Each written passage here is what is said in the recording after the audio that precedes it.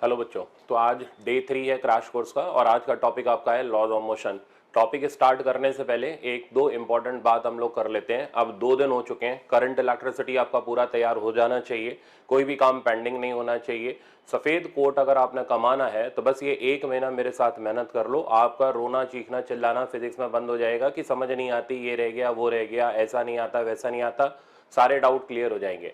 बस थोड़ा मेहनत करो और किसी भी बड़े काम को करने के लिए अपनी सारी की सारी कंसंट्रेशन एक जगह पर लगानी पड़ती है। डिस्ट्रैक्ट होना बंद करो और मेरे को नहीं चाहिए आपसे डिस्ट्रैक्शंस। आप सिर्फ और सिर्फ फोकस होकर के पढ़ाई करो। आपका सिर्फ इस वक्त एक ही एम है, नीट क्लियर करना और कुछ भी नहीं, ठीक है ना। तो अपना मन लगा करके तैयारी करो। एक और इंपॉर्टेंट बात, जो कोटा क्लासरूम के स्टूडेंट्स हैं, क्योंकि अब इधर क्लासेस कैंसिल हो चुकी हैं कोरोना वायरस के चक्कर में, तो वो बच्चे भी अब अपना, और वीडियो लेक्चर वाले जो मेरे बच्चे हैं वो भी अपना यूट्यूब के ऊपर क्रैश कोर्स देखो।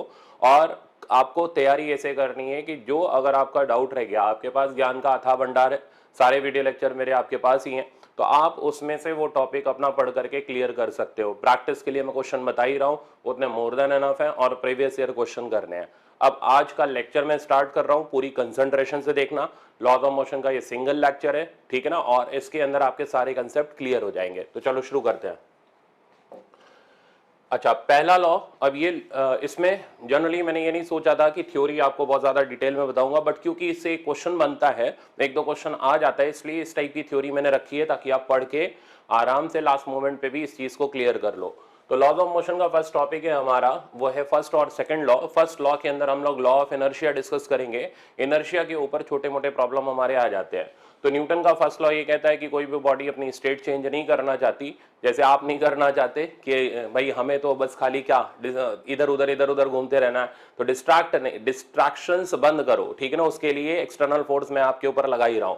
तो न्यूटन का फर्स्ट लॉ बिल्कुल प्रैक्टिकल लॉ है, वो ये कहता है कोई भी बॉडी अपनी स्टेट तब तक चेंज नहीं करती जब तक उसके ऊपर एक्सटर्नल फोर्स ना अप्लाई करी जाए। अब इसी के ऊपर हमारे 3 केसेस आते हैं इनर्शिया के। अब इनर्शिया एक प्रॉपर्टी है, ठीक है ना, तो ये भी एक प्रॉपर्टी है और 3 तरीके के इनर्शिया हमारे पास आते हैं। पहला इनर्शिया इनर्शिया ऑफ रेस्ट को बोलते हैं, दूसरा इनर्शिया इनर्शिया ऑफ मोशन है, और तीसरा इनर्शिया इनर्शिया ऑफ डायरेक्शन है। इसमें इनर्शिया ऑफ रेस्ट के एक परफेक्ट प्रॉब्लम आपके एग्जाम में रह सकता है, एक्सपेक्टेड प्रॉब्लम है, बहुत से बच्चों का वो गलत हो जाता है और उसको हम बोलते हैं लॉजिकल प्रॉब्लम। तो देखो अब सीखो।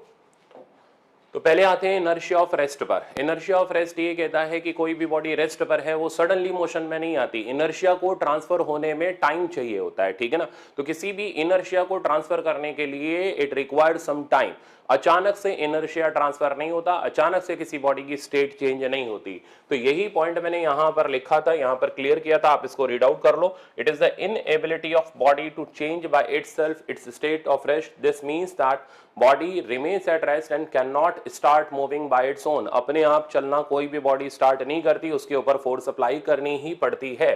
अच्छा, अब नेक्स्ट पॉइंट ये, इफ द स्ट्रिंग बी, अब जरा आप चेक करो, ये एग्जांपल मैं बोल रहा था, ये आपके नीट के लिए एक एक्सपेक्टेड एग्जांपल है, ठीक है ना, और ये तकरीबन हर एक टेस्ट में, हर कोचिंग सेंटर में ये जरूर मिलता है। तो ये प्रॉब्लम आपका सॉलिड होना चाहिए, गलती की कोई गुंजाइश नहीं। इसमें हम क्या करते हैं, इस स्ट्रिंग को पकड़ करके अचानक से पुल करते हैं। तो एक तो अचानक से पुल किया और दूसरा इसको हमने स्लोली पुल किया, ठीक है ना। तो 2 तरीके से इसको पुल करते हैं। अचानक से पुल करते हैं तो कौन सी स्ट्रिंग टूटेगी, स्लोली पुल करते हैं तो कौन सी स्ट्रिंग टूटेगी, इस तरीके का प्रॉब्लम रहता है। तो अब आप रीड आउट करो।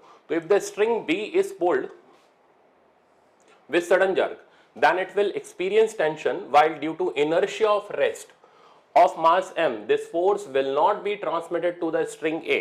तो मैंने क्या बताया था, इनर्शिया अचानक से ट्रांसफर नहीं होता। तो जब आप इसको झटका देकर के खींचोगे तो मास m स्टेट ऑफ रेस्ट पर है, वो अपने इनर्शिया को चेंज नहीं होने देगा, मोशन में नहीं आने देगा, क्योंकि उसको टाइम चाहिए। इसलिए अचानक से झटका देने पर सिर्फ और सिर्फ बी वाली स्ट्रिंग टूटेगी, ऊपर इनर्शिया का ट्रांसफर नहीं हो पाएगा due to this mass m। अब अगर हम इसको स्लोली पुल करें, तो स्ट्रेटली अगर हम इसको पुल करें, then it will be transmitted from string B to string A through the mass m and tension in A will be greater than tension in B by mg। मतलब ये निकला कि B की टेंशन से A की tension ज्यादा हो जाएगी और mg के अमाउंट से ज्यादा हो जाएगी, क्योंकि अब हम उसको आराम से खींच रहे हैं। तो दूसरा पॉइंट ये है कि आप इस सिचुएशन में स्ट्रिंग ए विल ब्रेक, तो जब भी आप इस तरीके का क्वेश्चन अटेम्प्ट कर रहे हो तो क्वेश्चन में पढ़ लो कि उसको सडनली खींचा गया है या स्ट्रेटली खींचा गया है। सडनली खींचने पर वही पार्ट ब्रेक होगा, स्ट्रेटली खींचने पर जहां ज्यादा टेंशन आएगी वो पार्ट ब्रेक होगा। अब आगे चलते हैं। अब इसके ये छोटे मोटे पॉइंट्स है। If we place a coin on smooth piece of card, तो कार्डबोर्ड के ऊपर अगर हम कॉइन रखें और ग्लास के ऊपर से उसको फ्लिक करके हटा दे तो वो कॉइन ग्लास के अंदर गिर जाता है due to inertia of rest. 6 point है आपका, the dust particle in dari falls off when it is beaten, तो किसी भी स्टिक से अगर हम उसको पीटते हैं तो फिर वो डस्ट पार्टिकल जो होते हैं वो गिर पड़ते हैं, क्योंकि वो इनर्शिया ऑफ रेस्ट के अंडर में होते हैं और अचानक से इनर्शिया ट्रांसफर नहीं होता। नेक्स्ट आगे चलते हैं। अगले कुछ पॉइंट आ रहे हैं इनर्शिया ऑफ मोशन के। ये भी बेसिक थ्योरी है बट इसमें से कोई अब ज्यादातर सवाल पूछने नहीं जा रहा, बट मैंने रखा हुआ है ताकि आपको पूरा का पूरा थ्योरेटिकल कंसेप्ट सीखने का मौका मिल जाए। तो इनर्शिया ऑफ मोशन, इसका मतलब ये होता है कि कोई भी बॉडी अगर स्टेट ऑफ मोशन में है तो अचानक से रेस्ट पर नहीं आती, उसको रेस्ट पर लाने के लिए टाइम चाहिए।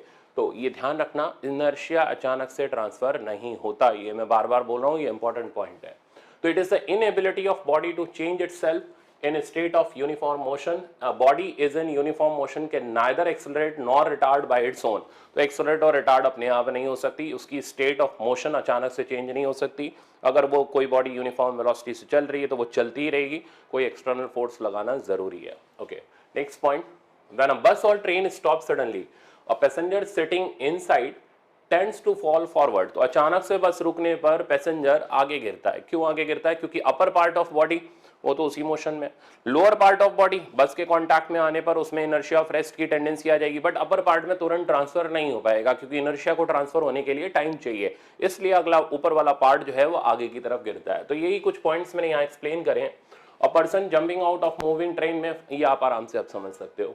Inertia of direction, inertia of direction मतलब कोई बॉडी स्ट्रेट लाइन में चल रही है, अपने आप डायरेक्शन नहीं चेंज करेगी, डायरेक्शन चेंज कराने के लिए हमें कुछ एक्सटर्नल फोर्स की जरूरत होगी। तो ये आप बेसिक थ्योरी जरूर रीड आउट कर लेना। अब आते हैं एक पेटेंटेड न्यूमेरिकल प्रॉब्लम पर। देखो ये कई बरसों से नीट के अंदर आ रहा है, कभी ये मोमेंटम और फोर्स के टर्म में आ जाता है, कभी ये एंगुलर मोमेंटम टॉर्क के टर्म में आ जाता है, कभी ये वेलोसिटी एक्सेलरेशन के टर्म में आ जाता है। 3 जगह पर इसको पूछते हैं, किसी एक जगह तो फंसना चाहिए, है ना। तो इसलिए मैंने इसको यहाँ पर रखा है ताकि आपको ये क्लियर हो जाए कि सवाल क्या है। और परफेक्ट प्रॉब्लम है, या तो वेक्टर में पूछते हैं, नहीं तो फिर ये लॉज ऑफ मोशन में आ जाता है। तो देखो सीखो, कहता momentum of particle is given by cos t plus px का वैल्यू दे रखा है cos t, py का वैल्यू दे रखा है sin t। We have to find out angle between force and momentum. यहां काम आता है न्यूटन का सेकंड लॉ कि फोर्स होता है rate of change of linear momentum के बराबर। एंगल निकालना, जब भी दो वेक्टर क्वांटिटी के बीच में एंगल निकालना हो तो हम यूज करते हैं डॉट प्रोडक्ट, ठीक है ना। प्रॉब्लम बहुत आसान है, आंसर पेटेंटेड फिक्स होता है 90 डिग्री पर, एक बार चेक कर लेना जरूरी है, ठीक है ना। चेक जरूर कर लेना, ये नहीं सीधे आए धड़ाम से टिक मारा आगे निकल गए, तो पहले चेक करना बड़ा जरूरी है 90 डिग्री है भी या नहीं है। तो पहले हमने मोमेंटम को वेक्टर फॉर्म में लिखा, एक्स वाले के साथ आई कैप आ गया, वाई वाले के साथ जे कैप आ गया, डिफरेंशिएट मार के हमने फोर्स निकाला। सेम चीज एंगुलर मोमेंटम टॉर्क में, एंगुलर मोमेंटम गिवन होगा, डिफरेंशिएट करके टॉर्क निकालो, वेलोसिटी गिवन होगी, डिफरेंशिएट करके एक्सेलरेशन निकालो। तो यहां पर मोमेंटम गिवन है, डिफरेंशिएट मार के हमने फोर्स निकाला। अब इन दो के बीच का एंगल निकालना है, तो मैंने ये डॉट प्रोडक्ट का फॉर्मूला लिखा ही हुआ है, तो आप चेक करो, F dot P equals to mod F mod P cos theta. यहां से मेरे पास cos थीटा का वैल्यू आया F dot P by mod F, mod F लिखो नहीं लिखो, खाली एफ लिखो, बात एक ही होती है। अब एफ डॉट पी की वैल्यू निकालते हैं, तो डॉट प्रोडक्ट लिखने का सीधा सा तरीका होता है आई वाला आई के साथ मल्टीप्लाई, जे वाला जे के साथ। जैसे ही आपने मल्टीप्लाई किया रिजल्ट आया minus sine T cos T plus sine T cos T, cut गया, जीरो हो गया, कॉस थीटा जीरो आया, कॉस थीटा जीरो होना मतलब थीटा 90 डिग्री होना। तो ऐसे रिजल्ट्स में एंगल ज्यादातर 90 डिग्री ही मिलता है। तो अगर आपके नीट एग्जाम में इस साल ऐसा सवाल आ जाए तो चौंकने की जरूरत नहीं है, ठीक है, मेरे को याद रखना। और ये जो रिजल्ट है सीधे टिक मार देना, बट एक बार बच्चों चेक जरूर कर लेना कि थीटा 90 डिग्री बन रहा है या नहीं बन रहा है, आंखें बंद करके कुछ भी टिक नहीं करना। नेक्स्ट है, अब इसी पे एक छोटा सा न्यूमेरिकल और है कि आपको मोमेंटम दे रखा है, फोर्स निकालना है, तो ये सिंपल सेकंड लॉ का एप्लीकेशन है, डिफरेंशिएट मारा फोर्स आई, जिस वक्त पर निकालना है वो टाइम हमने यहाँ पर सब्स्टिट्यूट कर दिया, फोर्स का वैल्यू 7 न्यूटन आ गया। तो शुरू का पार्ट बहुत ज्यादा आसान होता है बट इसमें से सवाल आ जाता है। अब आप आगे देखो, अब ये लिक्विड जेट का कंसेप्ट है, तो लिक्विड जेट का प्रॉब्लम यहां पढ़ो, फ्लूइड मैकेनिक्स में पढ़ो, कहीं पर भी पढ़ो, जैसे इसको कंटिन्यूटी में पढ़ो, बात एक ही है मेरे लिए, ठीक है ना। अब मैं इसको यहीं समझा दे रहा हूं, फिर फ्लूइड मैकेनिक्स देख लेंगे हम आगे चल के। तो ये कह रहा है एक पाइप है, इससे पानी निकल करके दीवार से टकरा रहा है, टकराने पर वो पानी liquid jet strikes wall with speed v, तो v की स्पीड से टकरा रहा है। अच्छा, टकराने के बाद ये पानी स्प्लैश आउट हो जाता है, मतलब बिखर जाता है, और इसका फाइनल वेलोसिटी टकराने के बाद हम लेके चल रहे हैं 0 हो जाता है। कई क्वेश्चंस में गिवन होता है टकराने के बाद वापस से पानी पीछे की तरफ आ गया, कई में गिवन होता है पाइप टेढ़ा लेकर के खड़े हो जाते हैं।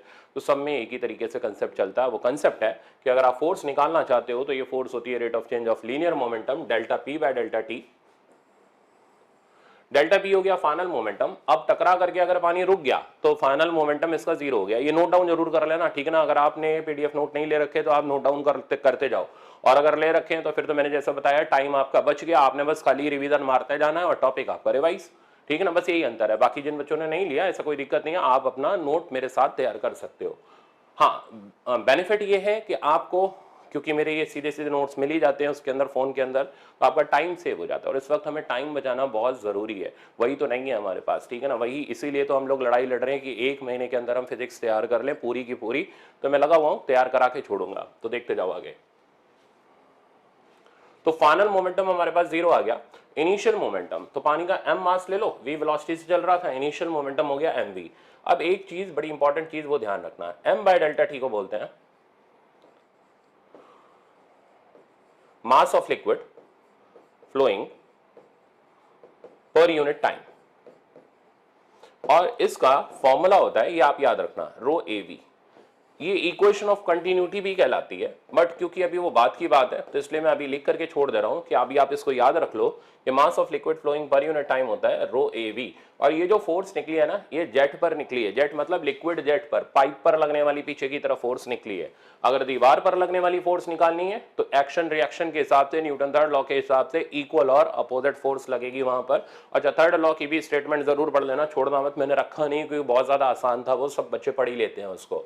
तो लिक्विड जेट पर लगने वाली फोर्स होगी मेरे पास minus m by delta T into V. Okay, आगे चलते हैं। इस फोर्स को अगर मैं यहां पर रो ए वी डाल करके सब्स्टिट्यूट कर दूं तो लिक्विड जेट पर लगने वाली फोर्स का वैल्यू आ गया minus rho A V square. अब अगर मेरे को फोर्स एक्टिंग ऑन वॉल निकालनी है तो इसकी इक्वल और अपोजिट वो हो गई रो ए वी स्क्वायर।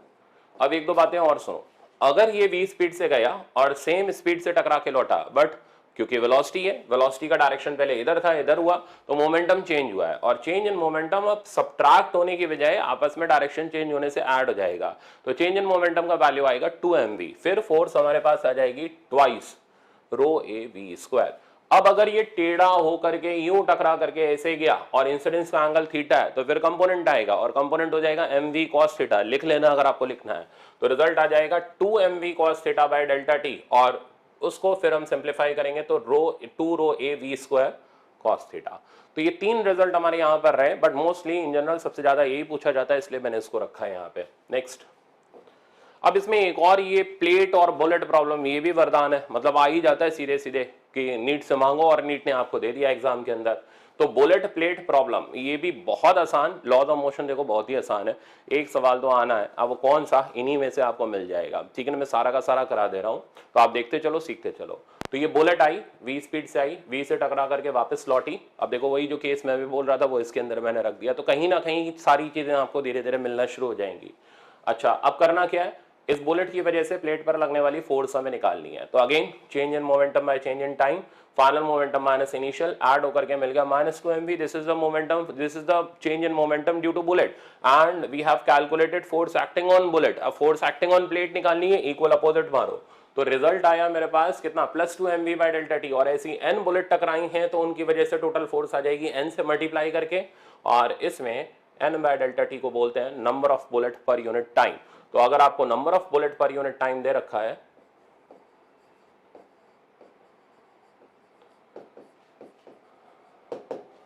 तो रिजल्ट बन गया n टाइम्स 2mv, और final force exerted bye bullet का रिजल्ट आ गया कितना, 2nmv। अब आप ये किसी भी बुक से भी लगा सकते हो, वैसे मैंने आपको दिया ही है लास्ट में क्वेश्चन, उनमें ये इस टाइप के प्रॉब्लम बहुत सारे मिल जाएंगे आपको करने के लिए। तो इधर उधर हौच पौच होकर के बहुत सारी चीजें अनाप शनाप लगाने की जरूरत नहीं है। सिलेक्टिव प्रॉब्लम में दे रहा हूं इस वक्त वही करने हैं, ठीक है ना। उतने कर लिए तुमने, तुम्हारा हाथ सेट हो जाएगा। हमें एक जैसे 100 प्रॉब्लम नहीं लगाने, ठीक है ना, बट हमें वैरायटी कवर करनी है। वो मैं इसलिए आपको क्वेश्चंस दे रहा हूं, आपकी सारी वैरायटी कवर हो जाए, ठीक है ना। तो आपको ये टेस्ट में मिल जाएगा, टेस्ट सीरीज के जो मैं लास्ट में क्वेश्चन आपको बताऊंगा उसके अंदर आपको इसका प्रॉब्लम मिलेगा। तो फोर्स एक्सर्टेड बाय बुलेट हमारे पास आ गया 2nmv। अब ये बुलेट की वजह से लगने वाली फोर्स ऊपर की तरफ है।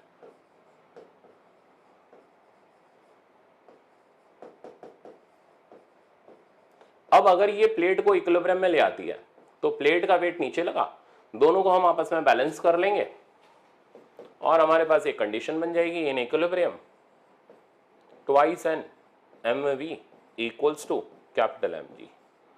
यहां से आप कोई भी अननोन को ढूंढ करके पुट करके फॉर्मूला बेस्ड रिजल्ट हो गया आपके लिए, आप डायरेक्ट लगाओ और आंसर निकाल सकते हो। अच्छा, क्योंकि बहुत आसान है इसलिए इसको मैं उठा नहीं रहा, पर मैं क्योंकि मैंने इसमें जनरली वही रखे हैं जिसमें स्टूडेंट आमतौर पे फंसते हैं। कंसेप्ट तो हम सारे सीख रहे हैं बट प्रॉब्लम वो रखे हैं जिसमें आप फंसोगे और मैं आपको वहां से बचा के निकालना होगा। तो देखते जाना। तो ये रिजल्ट आप ध्यान रखना 2nmv बराबर mg, इस पे बेस्ड प्रॉब्लम आपको प्रैक्टिस सेशन में मिल जाएगा। नेक्स्ट, अब नेक्स्ट आता है सेकंड लॉ। सेकंड लॉ हमने अभी देखा rate of change of linear momentum के बराबर होता है। अच्छा, rate of change of linear momentum से हम सिंप्लीफाई करते हैं तो ये आता है नेट फोर्स बराबर मास इनटू एक्सेलरेशन। अब इसे लिखने का मेरा एक अपना तरीका है, वो तरीका ये एक्सेलरेशन के डायरेक्शन में जो फोर्स होती है इसे मैं बोलता हूँ चलाने वाला फोर्स, और जो इसकी अपोजिट डायरेक्शन की फोर्स होती है इसे बोलते हैं हम रोकने वाला फोर्स। तो चलाने वाला फोर्स माइनस रोकने वाला force is equals to mass into acceleration. ये हो गया हमारा न्यूटन का सेकंड लॉ का फाइनल एप्लीकेशन, जो हम अब ब्लॉक ऑन ब्लॉक या कनेक्टेड ब्लॉक प्रॉब्लम्स के अंदर यूज करने वाले हैं। अच्छा, चलाने वाला फोर्स वो फोर्स होता है जो एक्सेलरेशन के डायरेक्शन में हो, रोकने वाला वो होता है जो उसके अपोजिट डायरेक्शन में हो। तो नेट फोर्स हमारे पास आ गया F1 minus F2 equals to mass into acceleration. अगर एक्सेलरेशन 0 है तो if acceleration is 0 then forces are balanced.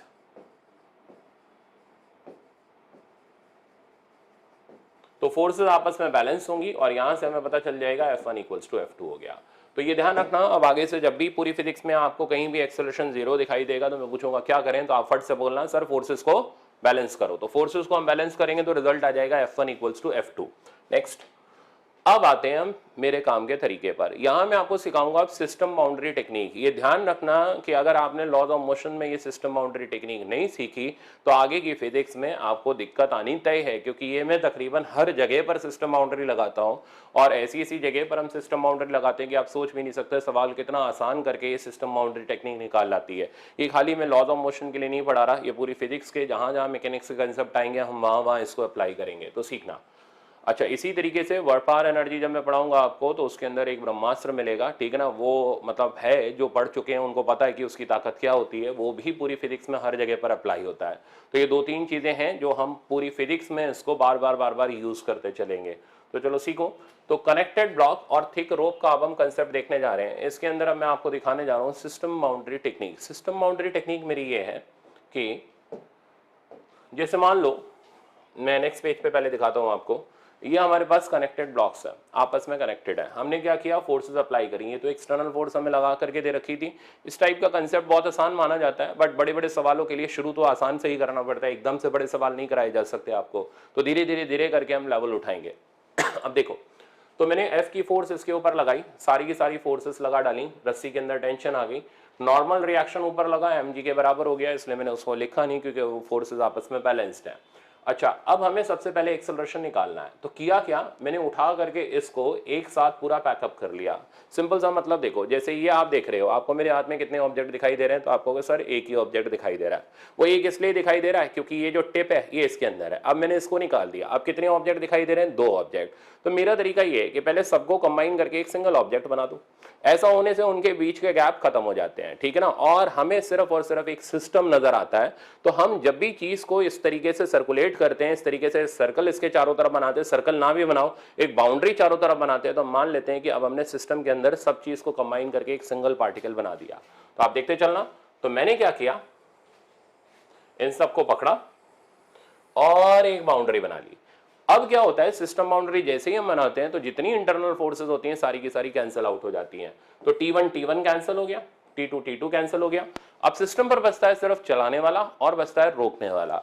तो चलाने वाला फोर्स हो गया F और रोकने वाला फोर्स यहाँ पर कोई है ही नहीं, तो इक्वेशन बनी हमारी चलाने वाला माइनस रोकने वाला equals to mass into acceleration. Acceleration की वैल्यू मेरे पास ये आ गई।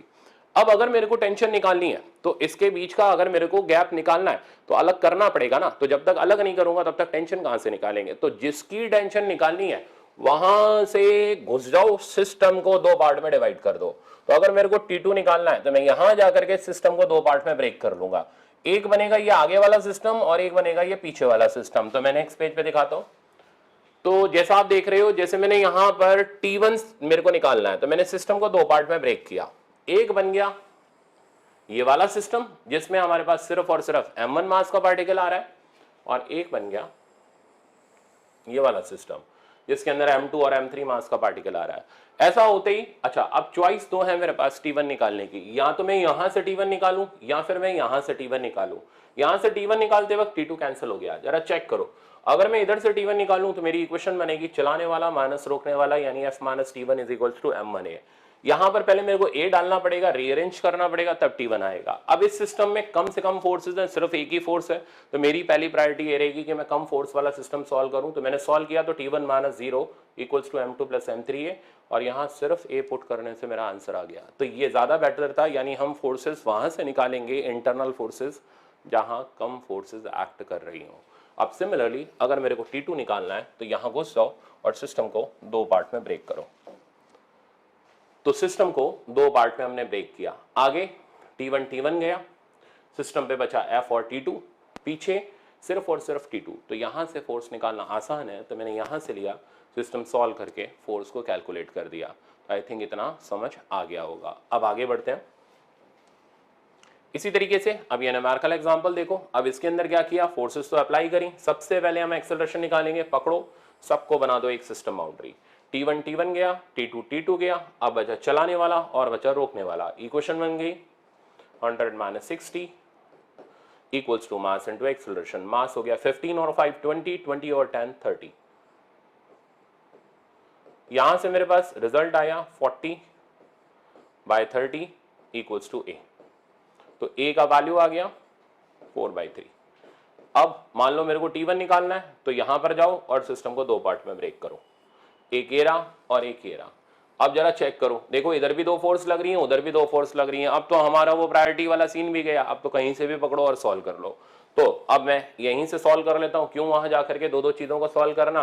बाकी चॉइस आपकी है, क्योंकि दोनों तरफ ही हमें रीअरेंज करना पड़ेगा। यहां से अगर हम सॉल्व करें तो इक्वेशन बनेगी 100 minus T1 equals to 5 into 4/3।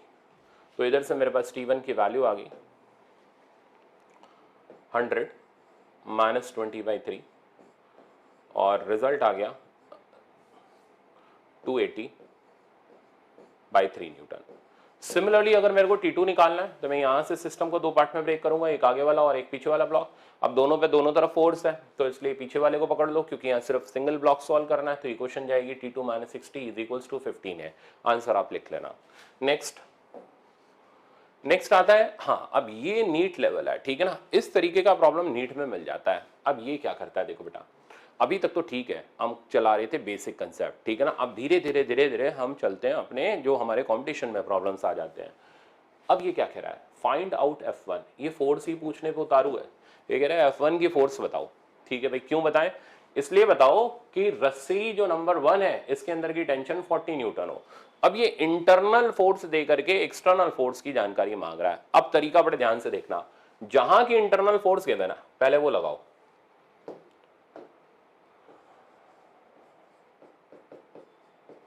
तो आपने यहां की इंटरनल फोर्स को लगाया, सिस्टम को यहीं से दो पार्ट में ब्रेक कर दो, एक ये आगे वाला सिस्टम और एक ये पीछे वाला सिस्टम।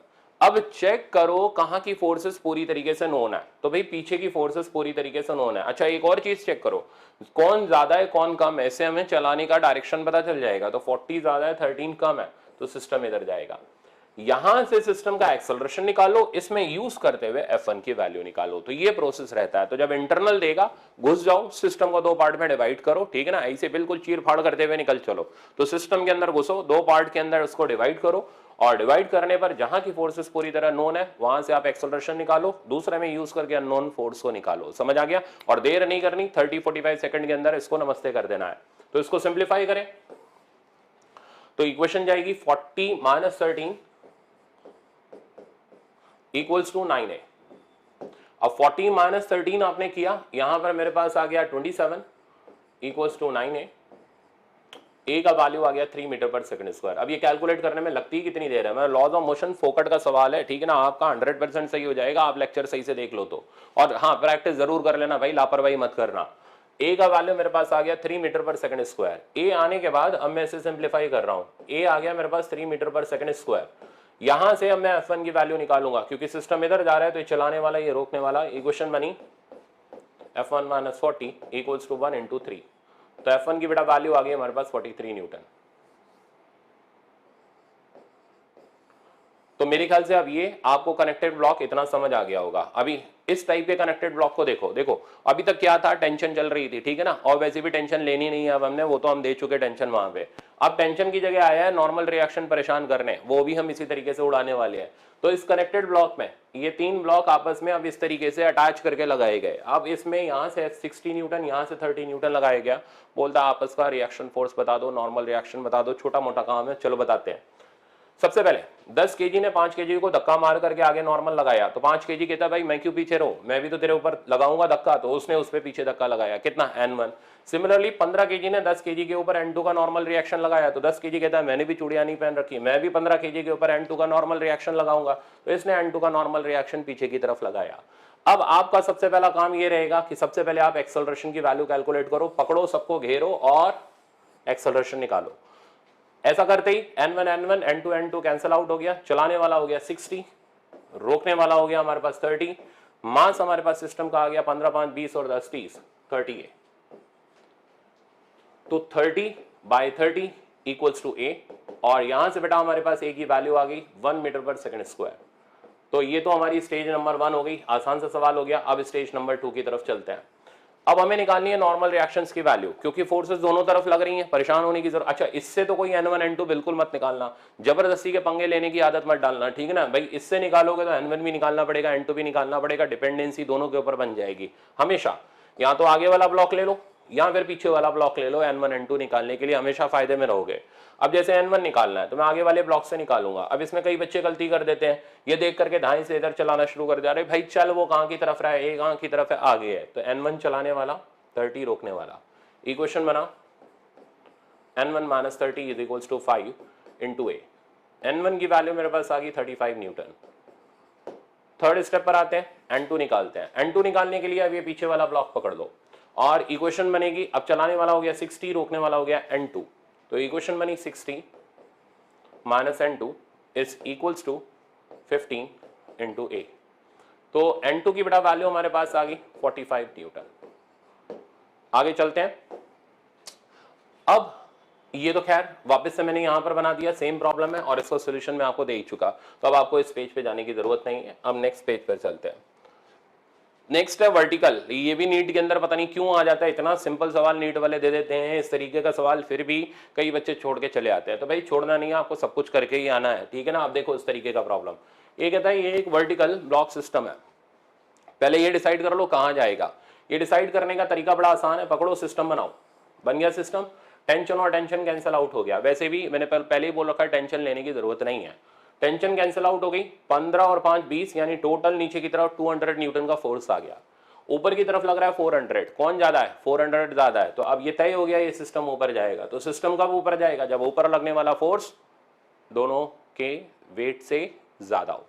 तो F की वैल्यू दोनों के वेट से ज्यादा करी, सिस्टम ऊपर की तरफ भगा दिया। अब आपको इक्वेशन सिंप्लीफाई करनी है, सॉल्व करनी है। तो इक्वेशन बनी मेरे पास 400 माइनस इधर इक्वेशन आ गया 200 इज इक्वल्स टू 28। आंसर आ गया 200 इक्वल्स टू 28। ए का वैल्यू मेरे पास आ गया 10 मीटर पर सेकंड स्क्वायर। अब आपको टेंशन निकालनी है, जरा चेक करो। टेंशन या तो आप 5 kg वाले से निकाल सकते हो, पर इस पे 3 फोर्स मैनेज करनी है, इस पे 2 मैनेज करनी है, तो कम फोर्स वाला ब्लॉक ले लेंगे और इससे हम सॉल्व कर लेंगे टेंशन का वैल्यू। तो हम नीचे वाले ब्लॉक से टेंशन निकालते हैं। इक्वेशन बनी T - 150 equals to 15 into A की जगह आ गया बेटा 10 और टेंशन T की वैल्यू 300 न्यूटन। तो मेरे ख्याल से वर्टिकल ब्लॉक सिस्टम आराम से आ गया होगा। इसकी प्रैक्टिस जरूर कर लेना, प्रीवियस ईयर क्वेश्चन में मिल जाएगा आपको, ये आपका हाथ नहीं अटकेगा। अब आगे चलते हैं। अब सिमिलरली ये 3 डब्बे लगा दिए, इसके अंदर भी कुछ खास नहीं है, बट एक चीज छोटी सी खास है, वो बच्चे नोट नहीं करते, इस चक्कर में वो नोटिस में ही नहीं आता, पता नहीं क्यों, ऐसा क्या जल्दी पड़ी है मेरे को भी समझ नहीं आता। अरे भाई थोड़ा रुको, थमो, सवाल सही से पढ़ लो, 4 नंबर का सवाल है, फिर भी गलत मारेंगे, ठीक है ना, और टाइम खराब करेंगे। तो थोड़ा देख करके केयरफुली आप सवाल पढ़ो। एफ निकालना है, टेंशन निकालना है। इस system goes up with constant velocity, नजर ही नहीं पड़ी भाई कांस्टेंट वेलोसिटी पर, अब लगे पड़े कि हम ऐसे करेंगे वैसे करेंगे। आपको ये एफ की वैल्यू निकालनी है। अच्छा, कई बार क्या, और वेलोसिटी कांस्टेंट है बेटा, वेलोसिटी कांस्टेंट है तो इसका मतलब एक्सेलरेशन कितना हो गया, 0 हो गया। तो देख तो लो, एक्सेलरेशन 0 हुआ तो क्या सिखाया था मैंने, फोर्सेस आपस में बैलेंस होंगी, तो एफ की जो वैल्यू होगी, बनाओ सिस्टम, घेर लो सबको पकड़ करके, टोटल वेट के बराबर हो जाएगी, ठीक है ना। अब कहीं कहेंगे फिर ऊपर के, अरे भाई कांस्टेंट वेलोसिटी से जा तो रहा है यार, क्यों ज्यादा दिमाग लगा रहे हो, उसके अंदर जा रहा है ना कांस्टेंट वेलोसिटी से, जाने का मतलब कांस्टेंट वेलोसिटी से यही हुआ ना, सिस्टम एक्सेलरेट नहीं कर रहा, तो ऊपर जा रहा है कांस्टेंट वेलोसिटी से। तो एफ की वैल्यू सबके वेट के बराबर हो गई, 10, 20 और 30 हो गया, 30 और 70 100 हो गया। अच्छा, एक चीज बड़ी खास चीज है, वो भी सुनो। कई बार ये बोल देता है 2 kg पर नेट फोर्स निकालो, है ना, और यहां पता नहीं बच्चों को क्या होता है, ऐसा उछलते हैं 2 kg पर नेट फोर्स निकालने में कि अपना आया गया छोटा सा सवाल 10 मिनट में लगा के आते हैं। क्या क्या करते हैं, पहले गलती बताऊं आपको। T2 निकालेंगे, अरे भाई क्यों निकाल रहे हो, T1 भी निकालेंगे, शौक चढ़ा हुआ है, ठीक है ना, कि नहीं हम तो सारी चीजें निकालेंगे, फिर हम, और पता क्या, T2 निकाल के T1 निकाल के 20 लेकर के नेट फोर्स लिखते हैं, कितनी आती है, 0, फिर माथा पीट लेते हैं, अरे ये तो 0 आ गया। अरे भाई जब एक्सेलरेशन 0 दे रखा है तो किसी भी ब्लॉक पर नेट फोर्स 0 होगी ना, तो जब नेट फोर्स पूछ रहा है तो थोड़ा देख तो लो, तुम क्यों T1 T2 निकाल करके समय खराब कर रहे हो। अगर नेट फोर्स 0 पूछी गई है, सॉरी अगर एक्सेलरेशन 0 दिया गया है, नेट फोर्स पूछी गई है, तो सब पे नेट फोर्स 0 रहेगी, चाहे वो 2 kg हो, चाहे वो 1 kg हो, चाहे वो 7 kg हो, हमें कोई फोर्स निकालने की जरूरत नहीं है। ये भी एक चेक पॉइंट था, ध्यान से सीखना। तो net force on 2 kg block is equals to 0। ऐसे कई सवाल मिलेंगे आपको जिसमें नेट फोर्स पूछी जाएगी, ठीक है ना, तो वहां ध्यान रखना कि नेट फोर्स की वैल्यू m × a के बराबर होती है, a 0 है तो नेट फोर्स सीधे 0 मारो, फ्री के 4 नंबर मिलते हैं, पर लेना नहीं चाह रहे। अब इस सवाल में हम T1 निकालने की कोशिश करते हैं। अब T1 किसी भी फोर्स को निकालोगे, नेट फोर्स नहीं बोल रहा, किसी भी इंटरनल फोर्स को निकालोगे, बैलेंस करके निकाल लो, तो T1 की वैल्यू 70 न्यूटन के बराबर होगी। अब मान लो T2 निकालना है, तो पहले इसको पकड़ के कंबाइन कर लो, T1 चला जाएगा, T2 की वैल्यू हमारी 90 न्यूटन के बराबर होगी। तो सब चीज आसान है, बस थोड़ा सा कायदे से पढ़ने की जरूरत है, और ऐसा मुश्किल नीट एग्जाम नहीं होता कि क्लियर ना किया जा सके, आराम से हो सकता है। अब आगे बढ़ते हैं। अच्छा देखो, अब ये आता है इंक्लाइंड प्लेन। यहां भी लोग पहले ही वहम का शिकार हो जाते हैं, दोनों तरफ देखा, मैंने जानबूझ के रखा है ये सवाल, मैं आपको सीधे सीधे बता रहा हूं, मैं रखने को तो आसान रख सकता था पर मैंने नहीं रखा, क्योंकि मेरे को पता है कि अगर एग्जाम में आया तो ऐसा आएगा और आप फंसोगे, ठीक है ना। तो उसी जगह पर हम काम कर रहे हैं जहां आप फंसोगे, और मैं बाहर निकालने का काम कर रहा हूं वहां पे, ठीक है ना। अब सुनो, क्या पालते हैं वहम, दोनों तरफ मास बराबर है, नहीं चलेगा। गर्दन हिलाएंगे, नहीं चलेगा, क्योंकि दोनों तरफ का मास बराबर है। अरे बेटा ये चीजें मास से नहीं हो रही, फोर्स से हो रही हैं। तो इंक्लाइंड प्लेन की पहले फोर्स तो लगा लो, अपनी तरफ से पहले प्री अजम्पशन लेकर के मत बैठो, तो पहले फोर्स लगाओ। तो इधर साइड आपने फोर्स लगाई, mg sin थीटा का फोर्स इंक्लाइंड प्लेन में नीचे आता है, mg cos थीटा इधर की तरफ आता है, ये तो आता होगा ना, ठीक है ना। इतना तो प्रैक्टिस कर लो, किसी भी किताब को देख लोगे तो आपको फोर्सेस तो पता चल जाएंगी, क्योंकि अब इस टाइम पे फोर्सेस लगाना तो नहीं सिखाई जा सकती, बस खाली सवाल की प्रैक्टिस कराई जा सकती है। तो नीचे की तरफ फोर्स आया mg sin 53, और इधर नीचे की तरफ फोर्स आया mg sin 37। तो भाई एम नहीं डिसाइड करना, चलना या रुकना, दोनों मास बराबर है तो नहीं चलेगा। फोर्सेस देखो ना, एक तरफ sin 37, एक तरफ sin 53, टेंशन तो ये तो बेचारी वैसे ही लगेगी टेंशन। अब पहले डिसाइड करो कौन बड़ा कौन छोटा, तो sin 53 का वैल्यू होता है 4/5, तो ये बना 4/5 mg, और ये बना 3/5 mg। अब सिस्टम कहां चलेगा इसके बारे में समझते हैं। तो ये बड़ा है और ये छोटा है, तो ये सिस्टम इधर की तरफ जाएगा, एक्सेलरेशन a, ये एक्सेलरेशन a। पकड़ो घेरो और सिस्टम बनाओ। चलो भाई बन गया सिस्टम, टेंशन से टेंशन हो गई कैंसिल आउट, इक्वेशन बनी 4/5 mg minus 3/5 mg equals to mass into acceleration. अब मास में भी कई बच्चे गलती कर देते, सही नहीं, अरे थोड़ी सी छोटी छोटी एरर हो जाती है, उसको सुधारना ही हमारा काम है, एरर करते रहना नहीं है। एरर सुधारेंगे तभी तो हमारे नेगेटिव मार्क वहां पर रुकेंगे, और इमोशनल होकर के कोई प्रॉब्लम नहीं करना, वहां पे दिमाग लगा करके करना है। कई बच्चे क्या करते हैं, उनको नहीं आता, अरे ये हमने क्लास में पढ़ा होगा, अरे पढ़ा होता तो तुम्हें ध्यान आ जाता। तो बहुत सारे नेगेटिव मार्क्स तो इसी चक्कर में हो जाते हैं। मैं आगे आपको बताऊंगा साइकोलॉजी क्या होती है कि नेगेटिव मार्किंग इस वजह से बच्चे कर देते हैं कि बेचारे क्वेश्चन में इमोशनल हो जाते हैं कि नहीं हमने तो पढ़ा था, अरे ऐसा होता होगा। तुम वहां पर कोई भी अजम्पशंस लेकर के मत चलो, तुमने नहीं पढ़ा तो तुम नहीं उसको छोड़ करके आओ, टिक मार के मत आओ, ठीक है ना। जो पढ़ा हुआ है उतना करके आओ, उतने में भी सिलेक्ट हो जाओगे। तो 4/5 mg minus 3/5 mg is equals to mass into acceleration. Mass हो गया 2m, एक्सेलरेशन हो गया a। सिंप्लीफाई करें तो इधर आ गया मेरे पास mg/5 इक्वल्स टू 2m है, m से m गया और यहां से मेरे पास a का वैल्यू आया g/10 आ गया ना ये। अब टेंशन अपने आप निकालो। टेंशन कैसे निकालोगे, किसी भी एक ब्लॉक को पकड़ो, चलाने वाला माइनस रोकने वाला बराबर मास इनटू एक्सेलरेशन। इसी तरीके से अब इस सवाल पे अभी थोड़ी देर में आते हैं, पहले एक आधा पुली भी दिखाऊंगा आपको। तो अब पुली सिस्टम, अब पुली सिस्टम में भी कुछ खास नहीं होता, ठीक है ना। ये पुली सिस्टम भी बेहद आसान होता है। जैसे ये हमने यहां पर कुछ ब्लॉक सस्पेंड कर दिए, ये भी बहुत इजी सिस्टम माना जाता है। इसमें भी आपकी प्रैक्टिस बिल्कुल सॉलिड होनी चाहिए। 2 kg 2 kg और 2 kg। अब हमें इनका एक्सेलरेशन निकालना है, फोर्सेस लगाओ, काम खत्म करो। यहां पर नीचे आ गया 20 न्यूटन, ऊपर आ गया रस्सी में टेंशन T1, यहां रस्सी में टेंशन T1, यहां पर 20 न्यूटन, यहां टेंशन T2, यहां टेंशन T2, नीचे आ गया 20 न्यूटन।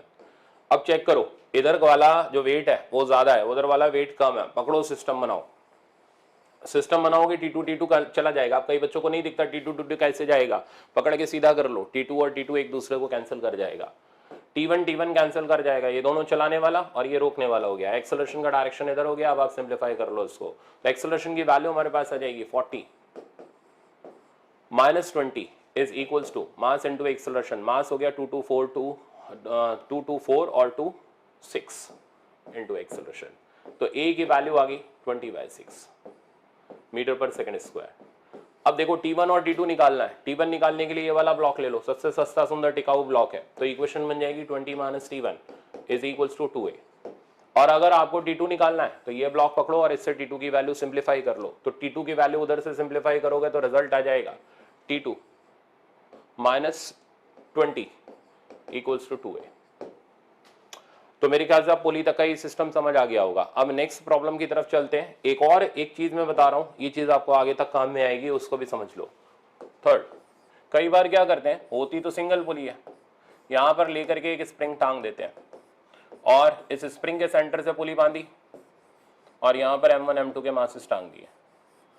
देखो भाई ये बहुत ही गरीब टाइप का सिस्टम होता है जिसमें दो मासेस टंगे हुए हो और कुछ भी नहीं करना हो। अब इसमें एक भारी होगा एक हल्का होगा, तो M2 is greater than M1, तो ये इधर चला, M2G चलाने वाला हो गया, M1G रोकने वाला हो गया। एक्सेलरेशन का डायरेक्शन ये हो गए। आपने सबसे पहले एक्सेलरेशन निकाला और फिर टेंशन निकाला, तो एक्सेलरेशन तो बड़ा आसान सा आया, M2 minus M1 into G divided by M1 plus M2।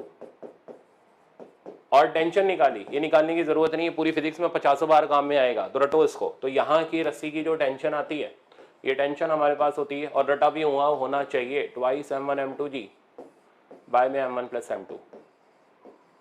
ये होती है टेंशन की वैल्यू। अब वो कहता है रीडिंग ऑफ स्प्रिंग बैलेंस बता दो, तो रीडिंग मतलब यहाँ की फोर्स निकालो। अब यहाँ की जो फोर्स होगी वो कैसे निकालोगे, पुली की फोर्सेस को बैलेंस करके। पुली पर नीचे T आया, इधर साइड T डैश आया, तो T डैश की जो वैल्यू हो गई 2T के बराबर हो गई, यानी आंसर आया 4 M1 M2G divided by M1 plus M2। तो ये भी बहुत सारी जगह पर हमारे लिए काम में आएगा। अच्छा, कई जगह पर 2-3 स्प्रिंग बैलेंस सीरीज में लगा देते हैं, कई बुक्स में मिलेगा आपको ये।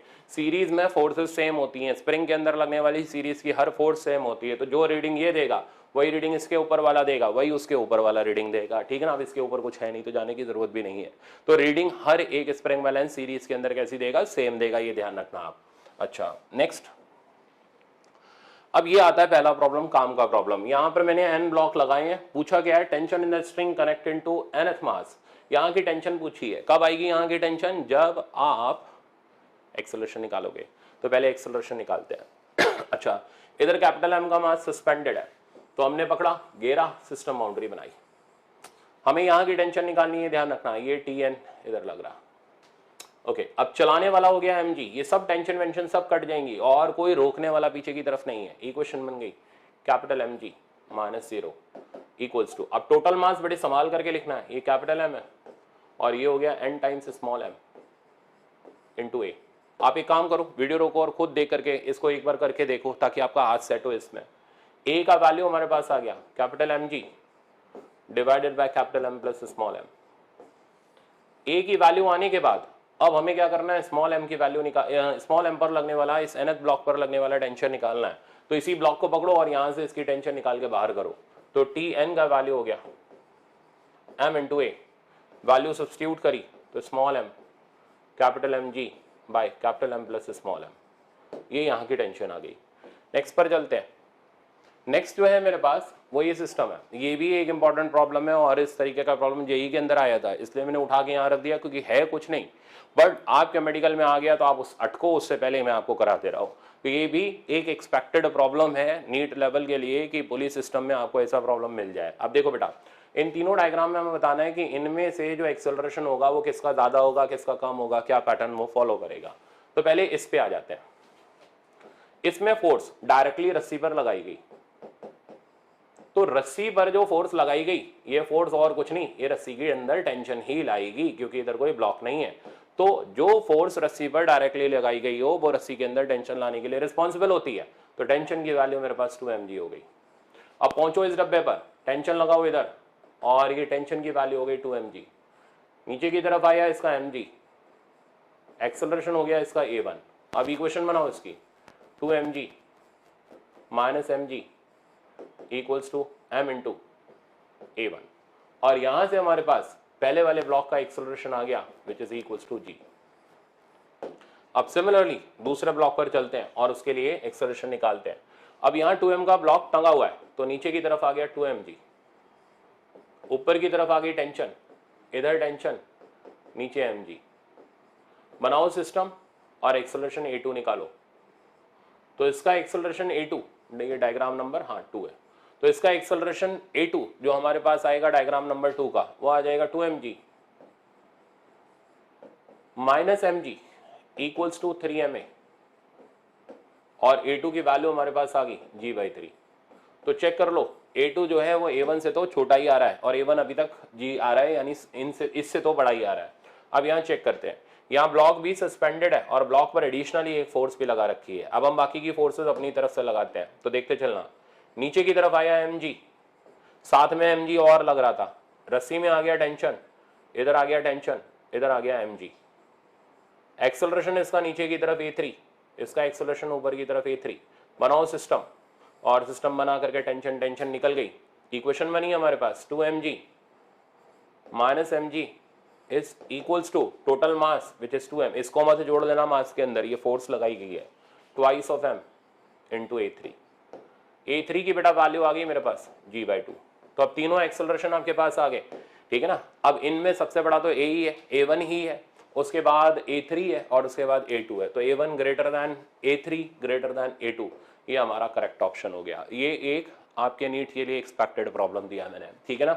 अब नेक्स्ट, क्यों ये एक्सपेक्टेड क्यों है यार, 3-3 डब्बे हैं, सब कुछ तो वो पूछ ही ले रहा है, और एग्जाम का पर्पस ही यही होता है कि यार थोड़े सवाल में ही ज्यादा चीजें पूछ डालो ताकि स्टूडेंट की नॉलेज चेक हो जाए, ठीक है ना। तो वो क्यों आपको सिंगल पुली दे, जब यहाँ मौजूद है हमारे पास 3-3 सिस्टम, तो वो ऐसा देगा ना सवाल।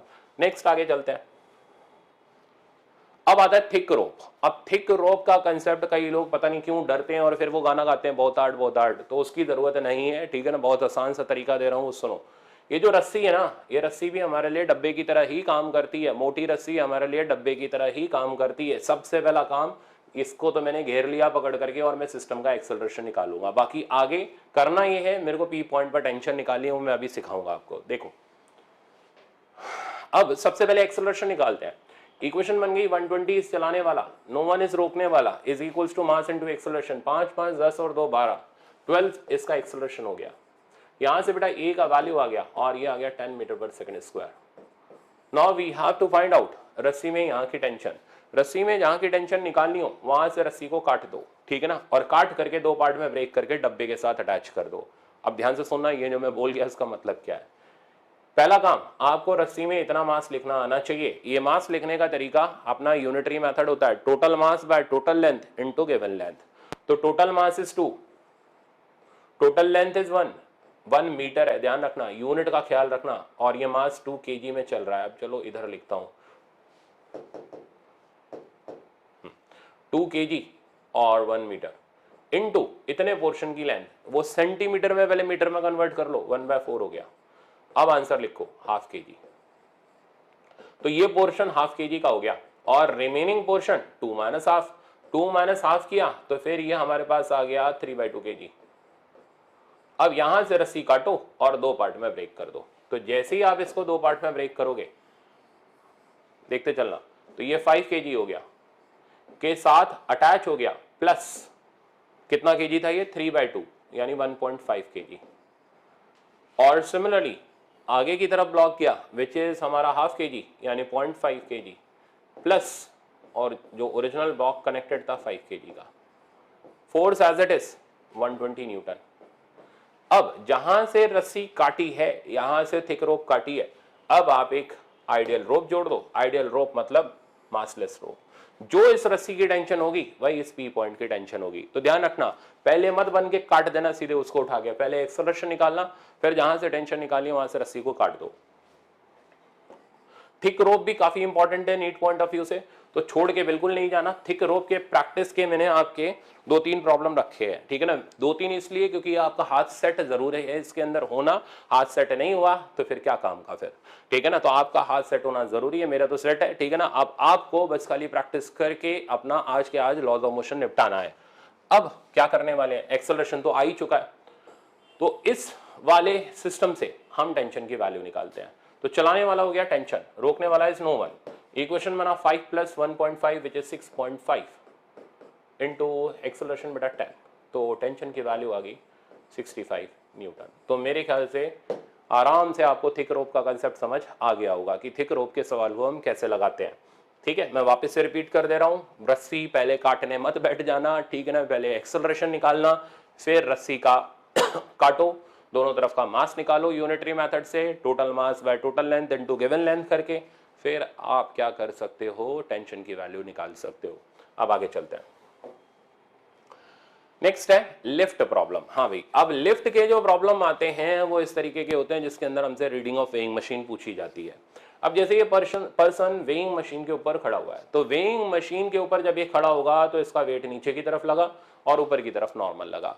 तो ये जो नॉर्मल रिएक्शन होता है इसको बोलते हैं रीडिंग ऑफ वेइंग मशीन, ठीक है ना। अब ये रीडिंग ऑफ वेइंग मशीन जब mg के बराबर होती है तो हम बोलते हैं weighing machine true weight show कर रही है। तो n इज reaction force exerted by weighing machine और रीडिंग ऑफ वेइंग मशीन, और अपरेंट वेट भी इसको बोलते हैं, ठीक है ना। अब n की वैल्यू निकली mg के बराबर, तो reading of weighing machine is equals to true weight, तो इसको बोलते हैं ट्रू वेट। खेल अब शुरू होता है।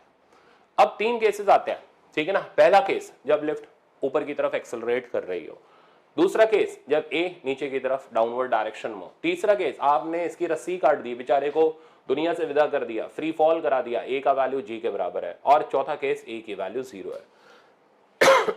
अब तरीका ये है, एन की वैल्यू ऐसे ध्यान रख लो, उसको एम जी के बराबर थी, जी की जगह अब हम जी इफेक्टिव ले लेंगे।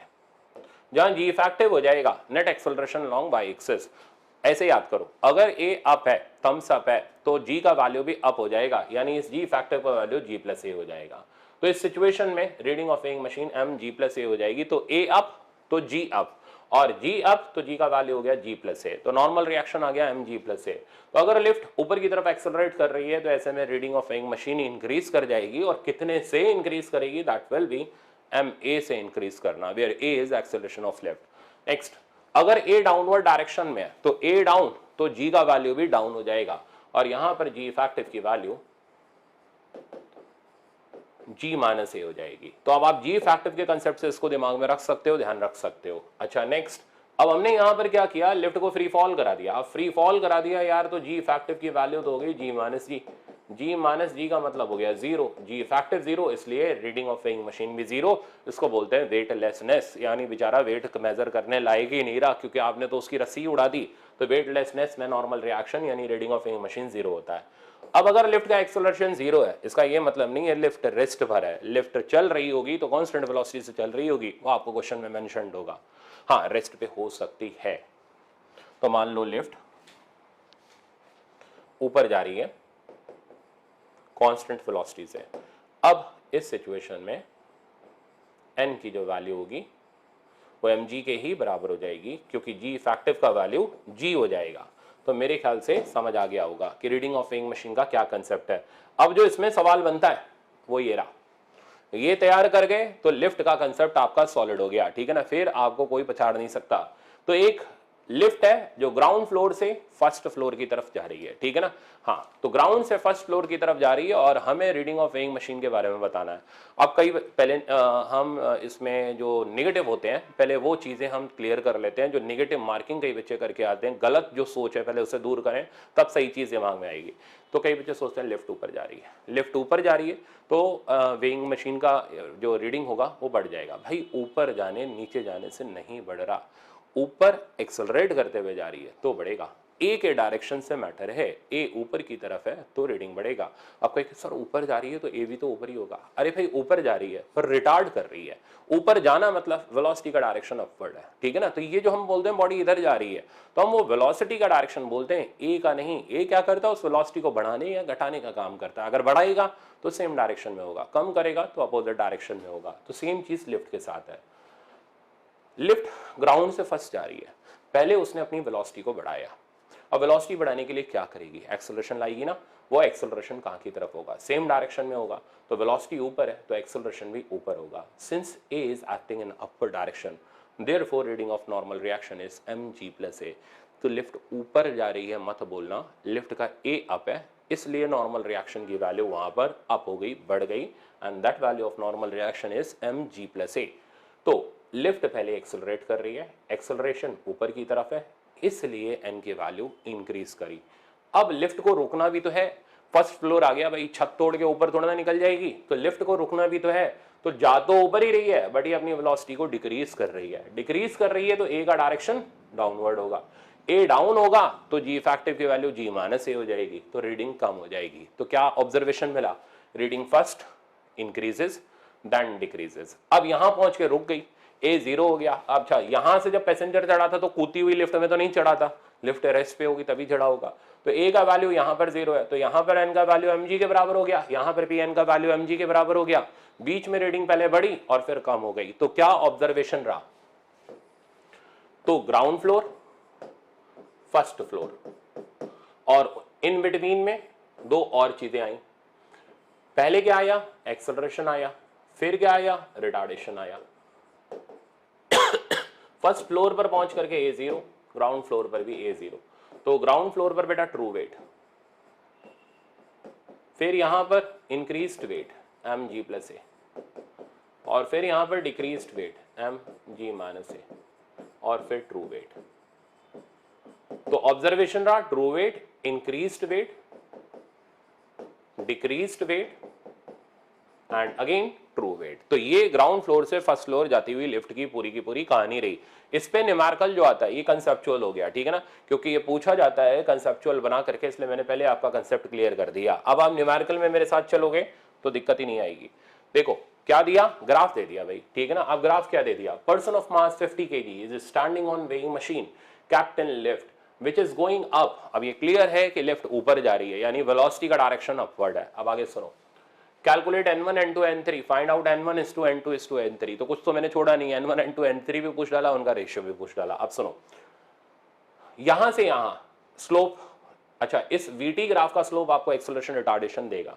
तो ऊपर जाती हुई लिफ्ट में पहले एक्सेलरेशन हो रहा है, फिर एक्सेलरेशन की वैल्यू यहां पर 0 हो जाएगी और फिर यहां पर लिफ्ट क्या करेगी, रिटार्ड करेगी, जा ऊपर ही रही है, ठीक है ना। तो इधर A3 का डायरेक्शन डाउनवर्ड हो जाएगा, रीडिंग कम हो जाएगी। यहाँ A1 का डायरेक्शन अपवर्ड हो जाएगा, रीडिंग बढ़ जाएगी। यहाँ A0 हो जाएगा तो इसका मतलब ट्रू वेट के बराबर हो जाएगा, रीडिंग 0 नहीं होगी, ट्रू वेट के बराबर।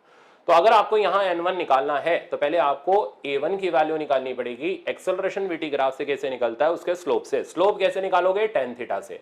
तो tan थीटा की वैल्यू होगी परपेंडिकुलर अपॉन बेस। तो मैंने पहले A1 निकाला, A1 की वैल्यू होगी tan theta 1 which is 2 metre per second square. N1 की वैल्यू लिखी वो होगी m times g plus A1 और यहाँ पर रीडिंग आ गई 600 न्यूटन। पर कोई भी वेइंग मशीन न्यूटन में तो रीडिंग नहीं देती, कभी वेइंग मशीन पे चढ़े होगे तो केजी में आती है ना रीडिंग, तो वो रीडिंग केजी में कैसे आती है, जी से डिवाइड करके। तो 600 न्यूटन मतलब रीडिंग 60 केजी। अब आगे सुनो, A2 की वैल्यू निकाली, क्योंकि ये एक्स एक्सिस के पैरेलल लाइन है तो इसका स्लोप 0 हो गया, tan थीटा 0 हो गया, नॉर्मल रिएक्शन mg के बराबर हो गया। रीडिंग आ गई 500 न्यूटन यानी 50 KG, that means true weight. A3 की वैल्यू निकाली, A3 की वैल्यू यहां पर आ गई, नेगेटिव स्लोप हो गया और ये वैल्यू बेटा अपने पास आ गई, अगेन वैल्यू वही आ गया 10 डिवाइडेड बाय 10, नहीं वैल्यू वही नहीं आ गया, चेंज हो गया, 10 डिवाइडेड बाय 10 यानी 1 आया। तो A3 का वैल्यू आया 1, ठीक है ना। ये मैंने मैग्नीट्यूड लिखा है, यहां पर मैंने ऑलरेडी साइन सब्स्टिट्यूट कर दिया। तो mg माइनस a यानी 450 न्यूटन मतलब 45 केजी अब रीडिंग हो गई, ठीक। अब अगर आपको तीनों का रेशियो निकालना है, अब एक बात ध्यान रखना, रेशियो निकालते वक्त कोई मास की जरूरत नहीं है, क्योंकि यहां पर रीडिंग है mg प्लस A1, यहां पर रीडिंग है mg, यहां पर रीडिंग है mg माइनस A3। रेशियो में जो चीज कॉमन होती है वो कट जाती है, तो m कट जाएगा, रिजल्ट बनेगा g plus A1 g minus A3। तो मास की आस यहां पर लगाना बेकार है, क्योंकि रेशियो के अंदर मास आपको नहीं देगा, आपको सिर्फ एक्सेलरेशंस का रेशियो निकाल करके, जी फैक्टर का रेशियो निकाल करके सवाल को खत्म कर देना है। तो रिजल्ट आया 12, 10 और 9। तो ये नॉर्मल रिएक्शन का रेशियो आ गया, या फिर रीडिंग ऑफ वेइंग मशीन का रेशियो आ गया। तो मेरे ख्याल से लिफ्ट में अब वेइंग मशीन का कंसेप्ट तो क्लियर होना ही चाहिए। आगे चलते हैं। अब आता है मेरे पास मंकी रोप प्रॉब्लम, ठीक है ना। अब मंकी ये भी सेम तरीके से चलता है, ठीक है ना। मंकी आपको डंकी नहीं बनाएगा, मंकी का कंसेप्ट भी सेम ही तरीके से चलेगा। इसमें भी चेक करना है ए अप है, ए डाउन है, या कहां की तरफ है। अब नॉर्मल रिएक्शन की जगह टेंशन आ गया, भाई मंकी ऊपर क्लाइंब करेगा तो रस्सी को यूं पकड़ करके नीचे खींचेगा, खींचेगा तो टेंशन बढ़ जाएगी, ठीक है ना। ऊपर से नीचे आएगा तो रस्सी को पीछे छोड़ता हुआ आएगा तो टेंशन कम हो जाएगी। तो कुल मिलाकर के मंकी की फिजिक्स बड़ी स्ट्रांग है, ठीक है ना। आपको थोड़ा संभाल करके कंसेप्ट लगाना है, अब सीखो। तो अगर मंकी ऊपर की तरफ क्लाइंब कर रहा है तो टेंशन की वैल्यू हो गई, जी फैक्टिव की वैल्यू हो गई जी प्लस ए, और इक्वेशन भी बना सकते हो यहाँ पर T minus M G is equals to M A. तो इक्वेशन बन गई T equals to M G plus A. आप बिल्कुल लिफ्ट वाला कंसेप्ट यहाँ पर लगा सकते हो, जी फैक्टिव वाला कंसेप्ट। तो टेंशन की वैल्यू आ गई, टेंशन इन रोप की वैल्यू आ गई एम जी प्लस ए, ओके। अब ब्रेकिंग टेंशन की बात आती है। ब्रेकिंग टेंशन का मतलब क्या है कि ब्रेकिंग टेंशन यानी वो टेंशन जहां रस्सी बस टूटने ही वाली है। तो अगर मंकी ने बहुत ताकत ज्यादा लगा दी रस्सी के अंदर तो टूटने का खतरा भी हो सकता है। तो जब टेंशन ब्रेकिंग होगी तो मंकी जो रस्सी को खींच रहा होगा वो बहुत तेजी से खींच रहा होगा, यानी उस वक्त मंकी का एक्सेलरेशन मैक्सिमम होगा। तो अगर आपको ब्रेकिंग टेंशन दे रखी है तो आप वहां से मैक्सिमम एक्सेलरेशन निकाल सकते हो। एक्सेलरेशन मैक्सिमम होगा तो मंकी के क्लाइंब करने का जो टाइम होगा वो मिनिमम होगा। वो सेकंड इक्वेशन से आपके पास आ जाएगा, √12 बाई ए मैक्स। तो ब्रेकिंग टेंशन का यूज क्या होता है, मैक्सिमम एक्सेलरेशन निकालने में। वहां से हम क्या करते हैं, मिनिमम टाइम को फाइंड आउट करके दे देते हैं। अब आगे चलते हैं। नेक्स्ट है हमारे पास, हाँ ये हमारे पास कंसेप्ट आ गया ना। देखो अब न्यूमेरिकल आ गया, ब्रेकिंग टेंशन का परफेक्ट न्यूमेरिकल मैंने यहां पर रखा है। देखो एक तो ये इंपॉर्टेंट है, दूसरा अभी मैं आपको एक और मोस्ट इंपॉर्टेंट प्रॉब्लम दूंगा, ठीक है ना। ये दूसरा एक्सपेक्टेड प्रॉब्लम रहेगा मंकी रोप के केस के अंदर, ठीक है ना। और आना चाहिए इस साल मंकी का सवाल, तो सीखना उसको। अच्छा सवाल पढ़ो। तो प्रॉब्लम कह रहा है, as shown in diagram breaking tension of rope is 220 Newton. तो हमें ब्रेकिंग टेंशन दे रखी है 220 Newton. Find out minimum time in which monkey climbs up the rope. देखो पूछ लिया मैंने वही जो मेरे को सवाल के अंदर पूछना था। तो ब्रेकिंग टेंशन मैंने दे दी 220 न्यूटन। फट से आपने क्या किया, इक्वेशन लिखी 220 माइनस 200 बराबर 20 ए मैक्स और आपने मैक्सिमम एक्सेलरेशन ढूंढ के निकाल लिया which is 1 metre per second square. Acceleration maximum आते ही सेकंड इक्वेशन लगाई और मिनिमम टाइम कैलकुलेट कर दिया 12 बाई ए मैक्स, और यहां से हमारे पास ए मैक्स की वैल्यू पुट करते ही मिनिमम टाइम आ गया 2√2 सेकंड। यानी ये बंदर रस्सी को 2√2 सेकंड, अब √2 को 1.4 डाल लो तो वो बन जाएगा हमारा कितना, 2.8 बन जाएगा। तो 2.8 सेकंड के अंदर मिनिमम टाइम के अंदर क्लाइंब कर जाएगा। तो ये भी एक सिंपल पर एक्सपेक्टेड प्रॉब्लम है। नेक्स्ट, ये था जो मैं आपको बोल रहा था सबसे काम का प्रॉब्लम है, ठीक है ना। इसको लिख लेना मोस्ट इंपॉर्टेंट कर लेना, वैसे भी मैंने लिखा हुआ है ऊपर देखो, और मोस्ट इंपॉर्टेंट कर लेना कारण AIEEE का प्रॉब्लम है और वो रिपीट मारने का मैक्सिमम चांस नीट के अंदर होता है, इसलिए ऐसा प्रॉब्लम 100% आपको आना चाहिए। अब ये बंदर कर क्या रहा है, पहले क्वेश्चन समझो। As shown in diagram, monkey of mass 20 kg, तो 20 किलो का मंकी है, ठीक है बेचारा, कोई बात नहीं, कुपोषण का शिकार है, अभी पूरा वेट इसका नहीं है, ठीक है ना, 20 किलो का बंदर है, पर उससे आपका क्या लेना देना। आप सवाल सीखो। Climbs up the rope 5 metre long in minimum time, तो ये मंकी ऊपर क्लाइम करता है मिनिमम टाइम में, इसका मतलब मैक्सिमम ताकत से रस्सी को खींच रहा है। अच्छा, अब आगे समझते हैं। Given that other end of rope is grounded by a hook, तो एक हुक लगा हुआ है भाई, इधर कील भी लगी हुई है, ठीक है ना, जमीन के अंदर गड़ी हुई है, जैसे टेंट वेंट के अंदर कील लगी हुई होती है। अब ये इससे हुक से रस्सी बांध करके इधर लटकी हुई है, जिसपे मंकी ऊपर की तरफ क्लाइम कर रहा है। 5 मीटर रोप की लेंथ है और मिनिमम टाइम में क्लाइम करना है इसने। अच्छा, आगे सुनो। When vertical force on hook exceeds 300√2, तो जब हुक के ऊपर लगने वाला वर्टिकल फोर्स, ये वर्टिकल फोर्स हुआ, जब ये एक्सीड करता है 300√2 से, तो हुक बाहर आ जाता है, ठीक है ना। अब आगे की कहानी सुनो। Calculate minimum time such that hook does not comes out of the ground, कहता आप बताओ मिनिमम टाइम कितना लगेगा सच दैट ये गिवन है कि हुक बाहर नहीं आ रहा। तो अब इस सिचुएशन को हैंडल करना बहुत ही आसान है, बस थोड़ा कायदे से हैंडल करना है। सुनो, पहला काम हम मंकी से नहीं शुरू करेंगे, कहानी हुक की यहाँ पर अटकी पड़ी है, इसके साथ ट्रेजेडी होने वाली है, ठीक है ना। इसके साथ ट्रेजेडी हुई तो मंकी ऊपर नहीं जाएगा, फिर ऊपर चला जाएगा, ठीक है ना, टपक पड़ेगा नीचे। तो फिर इसको सिंप्लीफाई करने का तरीका ये है कि पहले टेंशन जो रस्सी के अंदर लगी, हमने उसका कंपोनेंट मारा, कंपोनेंट आया T cos 45, ये वो वर्टिकल फोर्स है जो हुक को उखाड़ने के लिए रिस्पॉन्सिबल है, ये ज्यादा नहीं होनी चाहिए 300√2 से। तो लिमिटिंग कंडीशन लगाते हैं, T cos 45 को 300√2 डाला, T की वैल्यू मेरे पास आ गई 600 न्यूटन। तो टेंशन 600 न्यूटन से ज्यादा की नहीं होनी चाहिए, ये रस्सी के अंदर की मैक्सिमम टेंशन आ गई। इससे ज्यादा कर दी तो भैया हुक उखड़ जाएगा और कंडीशन वॉलेट हो जाएगी। अब आगे चलते हैं। अब ये टेंशन जनरेट कौन कर रहा है, कर तो बंदर ही रहा है, हवा में थोड़ा अपने आप टेंशन आएगी, तो ये टेंशन मंकी जनरेट कर रहा है। अब मंकी के ऊपर फोर्सेस लगाई, तो हमने मंकी के ऊपर टेंशन दी 600 न्यूटन की, नीचे मंकी का वेट आया। अब इसका एक्सेलरेशन मैक्सिमम वैल्यू कैलकुलेट करते हैं। तो ए मैक्स कैलकुलेट करने के लिए ये थी फर्स्ट स्टेप। अब second step, 600 minus 200 equals to 20 into A max. अब आपका दिमाग दौड़ रहा होगा, शुरू में मैंने पहले बोला था ना, धीरे धीरे करके लेक्चर बिल्डअप होता है। तो अब ये आ गया अपने पीक पर, अब देखते चलो आप। तो 600 माइनस 200 400/20 ए मैक्स आ गया। तो ए मैक्स की बेटा वैल्यू हमारे पास आ गई, ये यहां से कटा 20 मीटर पर सेकंड स्क्वायर। अब कई बच्चे कहेंगे सर 20 कैसे, अरे तुम्हें थोड़ा ना लाना जो तुम इतनी टेंशन ले रहे हो, जो आ रहा है वैसे काम चलाओ ना, जैसे चल रहा है वैसे चलने, तो तुम्हें क्या टेंशन हो रही है कि एमैक्स 20 आ गया 30 आ गया, वो तो कंडीशंस के ऊपर डिपेंडेंट है। तो एमैक्स की value 20 metre per second square आ गई। थर्ड स्टेप पर आते हैं। थर्ड स्टेप है we have to find out minimum time. Time निकालने के लिए सेकंड इक्वेशन डायरेक्ट लगा दी, √12/a मैक्स। तो टी मिन का वैल्यू हो गया √2। L की जगह बेटा हमारे पास आ गया 5, A मैक्स की जगह मेरे पास आ गया 20, आंसर आ गया 1/√2 सेकंड। ये हो गया मंकी के द्वारा लिया गया minimum time to climb the rope such that hook दूसरे एंड से बाहर ना आए। आपका मोस्ट इंपॉर्टेंट आज का सवाल। नेक्स्ट प्रॉब्लम पर चलते हैं। अब नेक्स्ट आता है सूडो फोर्स और इसका कंसेप्ट। देखो इसका प्रॉब्लम जहां तक मेरे को याद है 2017 या 18 में आ चुका है नीट के अंदर, तो दोबारा तो नहीं पूछेगा वैसा ही प्रॉब्लम, ठीक, थोड़ा बहुत तो इज्जत बचाएगा अपनी, तो वो चेंज करके पूछेगा, ठीक है ना। वो चेंज करके क्या पूछेगा, मैंने पूरा सेट तैयार कर रखा है, अभी आपको बताता हूँ।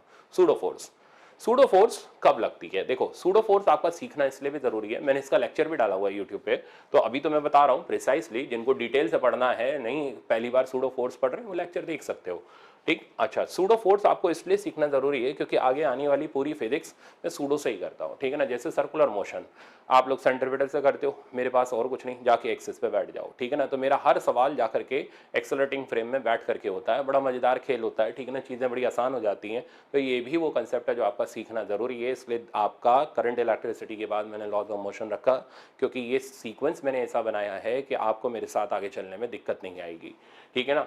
कुछ चीजें जो जैसे आगे कौन से टॉपिक आएंगे, उतावला होने की क्या जरूरत है, जैसे जैसे पढ़ाता जा रहा हूँ पढ़ते जाओ, सब पढ़ा दूंगा, ठीक है ना।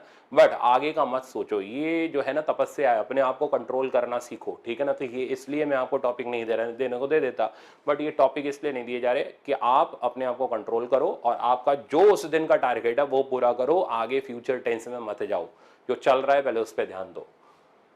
तो लॉज ऑफ मोशन आज आपको पूरा तैयार करना है, ठीक है ना। नेक्स्ट टॉपिक कल आपका फ्रिक्शन का आएगा, तो इसको सीखो। तो सूडो फोर्स का जो हमारा कंसेप्ट है वो ये है कि जब हम non inertial frame of reference, non inertial simple शब्द बोलूं एक्सेलरेटिंग फ्रेम, तो जब भी हम एक्सेलरेटिंग फ्रेम में जाते हैं, जैसे ट्रेन में बैठे तो पेड़ पौधे उल्टे चलते हुए दिखाई देते हैं, ठीक है ना। पेड़ पौधे थोड़ा ना चल रहे होते, ट्रेन की वेलोसिटी उल्टी होकर के उसको मिल जाती है, ठीक। तो जब भी हम किसी एक्सेलरेटिंग फ्रेम में जाते हैं तो वहां से हमें एक्सेलरेशन दिखाई देना उस फ्रेम का बंद हो जाता है, जिसे हम उल्टा करके ट्रांसफर करते हैं और वो जो फोर्स बनती है उसको बोलते हैं सूडो फोर्स। तो कब लगती है सूडो फोर्स? जब हम एक्सेलरेटिंग फ्रेम में बैठते हैं। तो जब हम non inertial frame of reference, simple शब्द एक्सेलरेटिंग फ्रेम, तो जब हम एक्सेलरेटिंग फ्रेम में बैठते हैं तब हमें उसका एक्सेलरेशन नहीं दिखाई देता, जिसको हमें ट्रांसफर करना होता है मास से मल्टीप्लाई करके। This becomes imaginary force which is called pseudo force. तो कब लगेगी? जब भी हम एक्सेलरेटिंग फ्रेम में बैठेंगे तब लगेगी सूडो फोर्स। और सूडो फोर्स का फॉर्मूला m/a, जहां m हो गया ऑब्जेक्ट का मास जिसको हम ऑब्जर्व कर रहे हैं, और a हो गया एक्सेलरेशन ऑफ वो फ्रेम जहां से ऑब्जर्वर ऑब्जेक्ट को ऑब्जर्व कर रहा है इन अपोजिट डायरेक्शन, ठीक है ना। अब इसका पहले मैं एक एप्लीकेशन आपको दिखा दूं। जैसे ये एक ट्रॉली है जो कि इधर की तरफ जा रही है विद एक्सेलरेशन a1, अब आपको समझने में बड़ी आसानी हो जाएगी। और ये दूसरी गाड़ी है जो कि इधर जा रही है a2 के एक्सेलरेशन से, ऑब्जेक्ट इसके ऊपर रखा हुआ है, ऑब्जर्वर इस पे है। तो इस ऑब्जर्वर को, ये आपको देख के मुस्कुरा रहा है, इस ऑब्जर्वर को a1 नहीं दिखाई देगा क्योंकि ये इस फ्रेम में बैठा हुआ है। तो जब ये इसको ऑब्जर्व करेगा तो उसको इसके ऊपर सूडो फोर्स लगानी पड़ेगी जिस फ्रेम में ये है उसके एक्सेलरेशन के अपोजिट। तो सूडो इधर लगेगी a1 के अपोजिट, और सूडो का फॉर्मूला हो जाएगा ma1। This is the pseudo force का वैल्यू। अब अगर यही चीज को ग्राउंड पर बैठा हुआ पर्सन ऑब्जर्व कर रहा होता, तो ग्राउंड एक इनर्शियल फ्रेम है, एक्सेलरेशन हम 0 लेते हैं ग्राउंड का, तो इसकी वजह से इसके ऊपर लगने वाला सूडो 0 हो जाता, तो नो सूडो फोर्स। तो ये सारी चीजें मैंने डिटेल से लेक्चर में बताई हुई हैं। जिन बच्चों को नहीं आता सूडो फोर्स वो देख जरूर लेना, ठीक है ना। अभी मैं इसको एक छोटे छोटे एग्जाम्पल्स में क्लियर कर रहा हूँ। नेक्स्ट, अच्छा एक और चीज बताऊं, जैसे मान लो ये इंक्लाइन प्लेन है, इसके ऊपर जाकर के आप बैठ गए और ये एक्सेलरेट कर रहा था।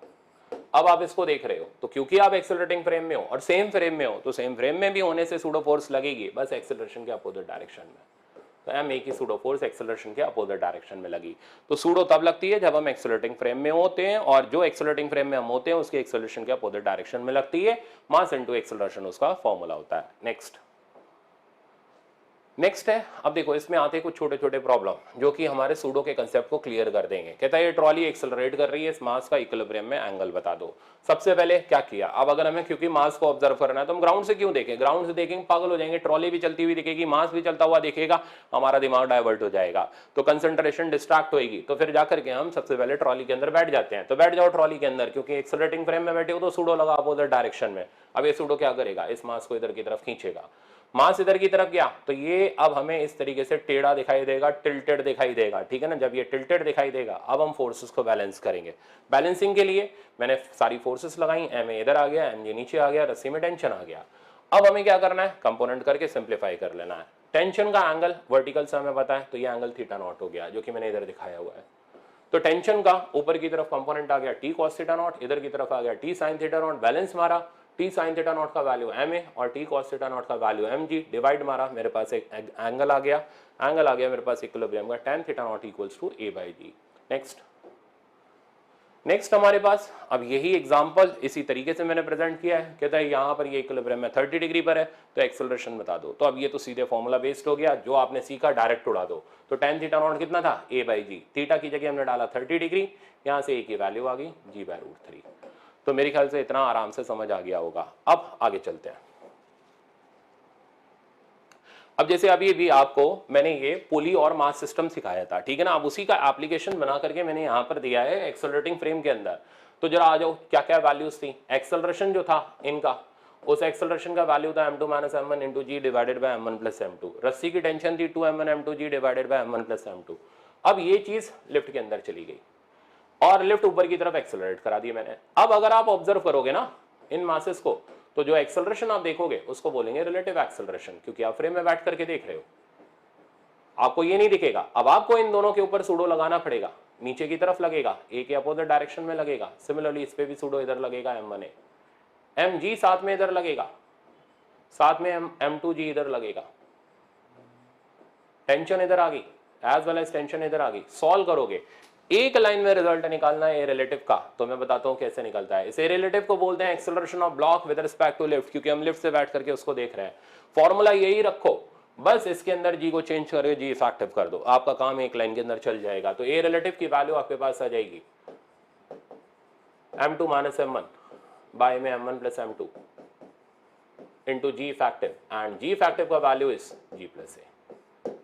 अच्छा, सिमिलरली अगर ये लिफ्ट डाउनवर्ड डायरेक्शन में जा रही होती तो हम उस एक्सेलरेशन को जी माइनस ए करके लगा देते। अब आपको निकालनी है टेंशन इन स्ट्रिंग, डरने की कतई जरूरत नहीं है।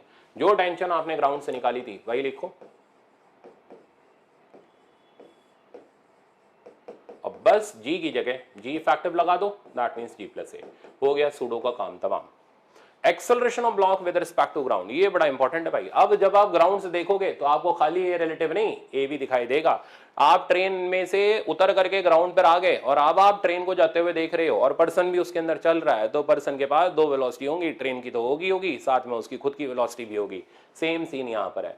ग्राउंड से उतर करके जब देखोगे तो ए रिलेटिव के साथ ए ऐड हो जाएगा, तो एक्सेलरेशन ऑफ फर्स्ट ब्लॉक हो गया ए रिलेटिव प्लस ए। ये ग्राउंड से थर्ड सवाल का मैंने यहां पर जवाब दिया। सेकंड ब्लॉक का एक्सेलरेशन देखोगे तो ए रिलेटिव माइनस ए, या फिर ए माइनस ए रिलेटिव, या फिर जीरो भी हो सकता है, डिपेंडिंग ऑन द फैक्टर कौन बड़ा कौन छोटा या बराबर है। तो अभी तो ऐसे ही रैंडमली लिख लेते हैं ए रिलेटिव माइनस ए। तो ये हो गए तीनों सवालों के जवाब। ये भी एक काफी अच्छा प्रॉब्लम था, ये मैंने आपको एससीवी का कंसेप्ट कराया, ठीक है ना। अब इसको आप न्यूमेरिकल फॉर्म में प्रैक्टिस कर सकते हो। नेक्स्ट न्यूमेरिकल ये रहा। अब आपको क्या क्या करना है, वही 3-4 काम करने हैं। Block with respect to lift, tension निकालनी है, रीडिंग भी निकालनी है और ग्राउंड से एक्सेलरेशन भी निकालना है। तो चलो खत्म करते हैं एक एक लाइन में। सबसे पहले ए रिलेटिव लिखते हैं। तो ए रिलेटिव हो गया, अब फोर्सेस लगा लो यहां पर, इधर लगा 4 और इधर 4 और साथ में आ गया जी इफेक्टिव की जगह जी प्लस ए। सिमिलरली इधर आ गया 2 टाइम्स जी प्लस ए। तो डायरेक्ट भी लिख लो m2 माइनस m1, वो हो गया 4 minus 2 divided by m1 plus m2 4 plus 2 times g effective यानी जी प्लस ए। बैठ के लगाना है ग्राउंड इसके अंदर, लिफ्ट के अंदर, तो भी आप लगा सकते हो सूडो फोर्स के कंसेप्ट से। बट ऐसे लिखो, एक लाइन के अंदर आ तो रहा है और हमें करना क्या, वहां कोई इमोशन तोड़ना होना नहीं, हमने उसको कंसेप्ट सिखा के आने हैं, नहीं भाई हमने 4 नंबर लेके आने हैं, वो आ जाएंगे आपके। तो 2/6 और जी प्लस ए की वैल्यू हो गई 12, आंसर आ गया 4। तो मेरे पास acceleration with respect to lift आ गया and that acceleration is 4 metre per second square. इसके पास कहां होगा, ऊपर की तरफ, ये ए रिलेटिव का डायरेक्शन हो गया, इसका ए रिलेटिव डाउनवर्ड। अब टेंशन निकालते हैं, फॉर्मूला चला दो सीधे, 2m1 m2 by m1 plus m2 into ji effective, that means G plus A. तो टेंशन की वैल्यू आ गई ट्वाइस, m1 m2 हो गया 4 और 2 8, और नीचे आ गया मेरे पास 6 इंटू 12, 8 to 16 to 32 न्यूटन की टेंशन आ गई। थर्ड सॉल्व करते हैं, रीडिंग ऑफ स्प्रिंग। तो बेटा reading of spring balance T और टी 2t के बराबर हो गया, तो वो भी ऐसे ही खत्म हो गया। तो रीडिंग की वैल्यू हमारे पास आ गई 2t, दैट मीन 64 न्यूटन, और केजी में कन्वर्ट करें तो 6.4 kg। एक्सेलरेशन ऑफ ब्लॉक, तो एक्सेलरेशन ऑफ 2 kg ब्लॉक पहले मैं लिखता हूं विद रिस्पेक्ट टू ग्राउंड। तो 2 kg का एक्सेलरेशन हो जाएगा ए रिलेटिव प्लस ए, और इसको सिंप्लीफाई करोगे तो ए रिलेटिव की वैल्यू आपके पास आ गई 4 एंड ए आपको दिया था मैंने 2, तो आंसर आ गया 6 मीटर पर सेकंड स्क्वायर। तो देख रहे हो ना, इसका एक्सेलरेशन ज्यादा हो गया, होना भी चाहिए, क्योंकि जिधर ये जा रहा था उधर ये लिफ्ट जा रही थी, तो जुड़ गए दोनों आपस में आकर के। Okay, acceleration of 4 kg block, 4 kg का एक्सेलरेशन निकालोगे तो अब देखें ए रिलेटिव कितना आया था, 4 आया था, तो ए रिलेटिव ज्यादा है माइनस ए, तो 4 minus 2 that means 2 metre per second square. तो ये हो गया मेरे पास एक्सेलरेशन ऑफ कौन सा kg, 4 kg with respect to ground. तो मेरे ख्याल से अब आपको ये सवाल में कोई गड़बड़ नहीं होनी चाहिए, आपका ये सवाल सही होना चाहिए। नेक्स्ट आगे बढ़ते हैं। हाँ, अब ये आते हैं वो स्पेशल प्रॉब्लम जो सूडो फोर्स के हैं, ठीक है, नो रिलेटिव स्लिपिंग के केसेस हैं। अब समझो, कहता है with what minimum force inclined plane must be push such that m does not slip with respect to m। Concept तो दे रहा हूं पर एक लाइन की ट्रिक है जिससे ये सवाल आपका कंप्लीट हो जाएगा। सबसे पहले पकड़ो, सिस्टम बनाओ और एक्सेलरेशन a निकालो। अब हमारे पास टोटल मास हो गया m प्लस m, चलाने वाला फोर्स हो गया F। तो पहली स्टेप हो गई F equals to m plus m into a। जब तक a नहीं आएगा तब तक F नहीं आएगा। अब a निकालने के लिए नो रिलेटिव स्लिपिंग का मतलब समझो। नो रिलेटिव स्लिपिंग का मतलब कि जब हम इसके ऊपर बैठ करके इसको देख रहे हैं तो ये स्लाइड करता हुआ नहीं दिखाई दे रहा। तो पहले बैठ जाओ, जैसे ही बैठोगे वैसे ही फट से सूडो लगेगी अपोजिट डायरेक्शन में। तो एम ए की सूडो इधर की तरफ लगी। अब ये एम ए की सूडो के हम करेंगे कंपोनेंट, तो वो मैं इधर कर दे रहा हूं। एग्जाम में आपको ये सब नहीं करना, मैं फिर बोल रहा हूं, आपको मैं ट्रिक दे दूंगा, आप उससे सवाल लगाओ, बट ट्रिक भी तभी चला पाओगे ना जब कंसेप्ट आता होगा, नहीं तो हवा में तो ट्रिक चलेंगी नहीं। तो ये एंगल हमारे पास थीटा हो गया, एम ए का ऊपर कंपोनेंट आ गया एम ए कॉस थीटा, और एम जी का एज यूजुअल नीचे की तरफ component m g sine theta. क्योंकि यहां बैठ करके ये हमें स्लाइड करता हुआ नहीं दिखाई दे रहा, नो रिलेटिव स्लिपिंग दिखाई दे रही है, इसलिए फोर्सेस आपस में बैलेंस होंगी। तो इक्वेशन बन गई m g sine theta m a cos theta, और एक्सेलरेशन आ गया जी टेन थीटा। रट लो उसको। तो नो रिलेटिव स्लिपिंग के स्पेशल केस में एक्सेलरेशन हमेशा ही जी टेन थीटा होता है। अब इसको मैं जुगाड़ बना के देखो कैसे सिखाता हूं आपको। तो अब ये कंसेप्ट हो गया इसका कि जब भी ऑब्जेक्ट रिलेटिवली स्लिप नहीं कर रहा होगा किसी फ्रेम के ऊपर, तो उसका एक्सेलरेशन फ्रेम का जी टेन थीटा होना ही चाहिए। Acceleration D G tan theta हो गया, तो फोर्स की value M plus M G tan theta आ गई। तो फोर्स आ गई, एक्सेलरेशन आ गया, और ये आपके लिए एक शॉर्टकट बनेगा। अब देखो कैसे। नेक्स्ट प्रॉब्लम, ये तो आ चुका था जो मैंने किया, अब ये आने वाला है, ठीक है ना, इसको कर लो आप। कहता है जी एफ की वैल्यू बता दो such that there is no relative slipping. Equation बनाई, एफ की वैल्यू हो गई total mass m plus m one plus m two into acceleration. ये हो गई first step. Second step acceleration. अब देखो शॉर्टकट कैसे चलाता हूं, जी टेन थीटा। वैसे आप बैठ भी सकते हो, फोर्सेस बैलेंस भी कर सकते हो, पर मैं ट्रिक दे रहा हूं ना, सुनो। जी टेन थीटा, टेन थीटा हो गया परपेंडिकुलर अपॉन बेस। आपको सर यहां का परपेंडिकुलर बेस देख के है, तो देखो ना जुगाड़, परपेंडिकुलर वाला मास अपॉन बेस वाला मास। परपेंडिकुलर ये हो गया, बेस ये हो गया, ठीक है, जुगाड़ हो गया तैयार। तो m1 बाय m2, तो a की वैल्यू आ गई g परपेंडिकुलर वाला मास बाय बेस वाला मास। ये तरीका था जिससे आप बिना बैठे भी सवाल को कर सकते हो, ट्रिक लगा सकते हो। अब थर्ड और लास्ट स्टेप, f का value m plus m one plus m two sorry, और a की जगह हमने डाला g m1 बाय m2। तो मेरे ख्याल से अब आपको सूडो फोर्स का नो रिलेटिव तो आ गया होगा, पर अभी एक बाकी है।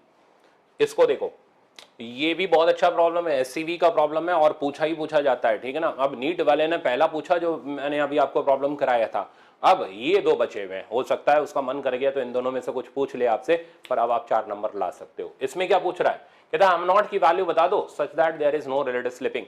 तो भैया हमें एक्सेलरेशन तो पता है नो रिलेटिव स्लिपिंग में जी टेन थीटा रटा पड़ा है, ठीक है ना, थीटा हमें दिख भी रहा है, इसमें परपेंडिकुलर बाय बेस करने की जरूरत नहीं, वो वहां करना जहां वो ब्लॉक मिले, ठीक है ना, पूरा का पूरा रेक्टेंगुलर ब्लॉक। अब देखो, तो a की वैल्यू हम जानते हैं। अब हमने फट से सिस्टम बाउंड्री बनाई, चलाने वाला हो गया m0 जी, रोकने वाला कोई था नहीं, तो m0 g is equal to total mass into acceleration. Acceleration की वैल्यू डाली जी टेन थीटा, जी और जी काटा, टेन थीटा को इधर लाए, क्योंकि हमें m0 निकालना है तो इस पूरे सिस्टम को फ्री करना पड़ेगा, इसको सबको हटाना पड़ेगा, तो टेन थीटा को इधर ले आए, तो ये बेचारे फ्री हो गए, इसको इधर ले गए और m0 की वैल्यू निकाली।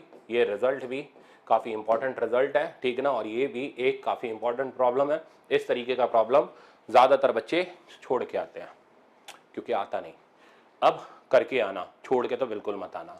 तो इस तरीके का प्रॉब्लम अब आपका जो आप छोड़ के आ रहे थे, अब ये सही होना चाहिए और 100% होना चाहिए। नेक्स्ट आगे देखो,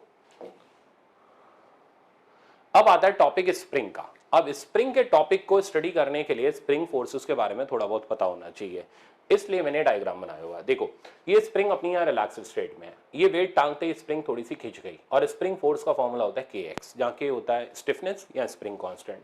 तो kx1 जिसकी वैल्यू m1g के बराबर हो गई। थोड़ा और वेट टांग दिया और एलोंगेशन आ गया। अब एलोंगेशन ध्यान रखना, हमेशा रिलैक्स लेंस से मेजर करते हैं, तो इसका एलोंगेशन यहाँ x2 हो गया, तो kx2 की वैल्यू m2g के बराबर हो गई। तो कुल मिलाकर के स्प्रिंग फोर्स kx के बराबर होती है, जहाँ x उस स्प्रिंग का टोटल एलोंगेशन होता है, which is always measured from relaxed state.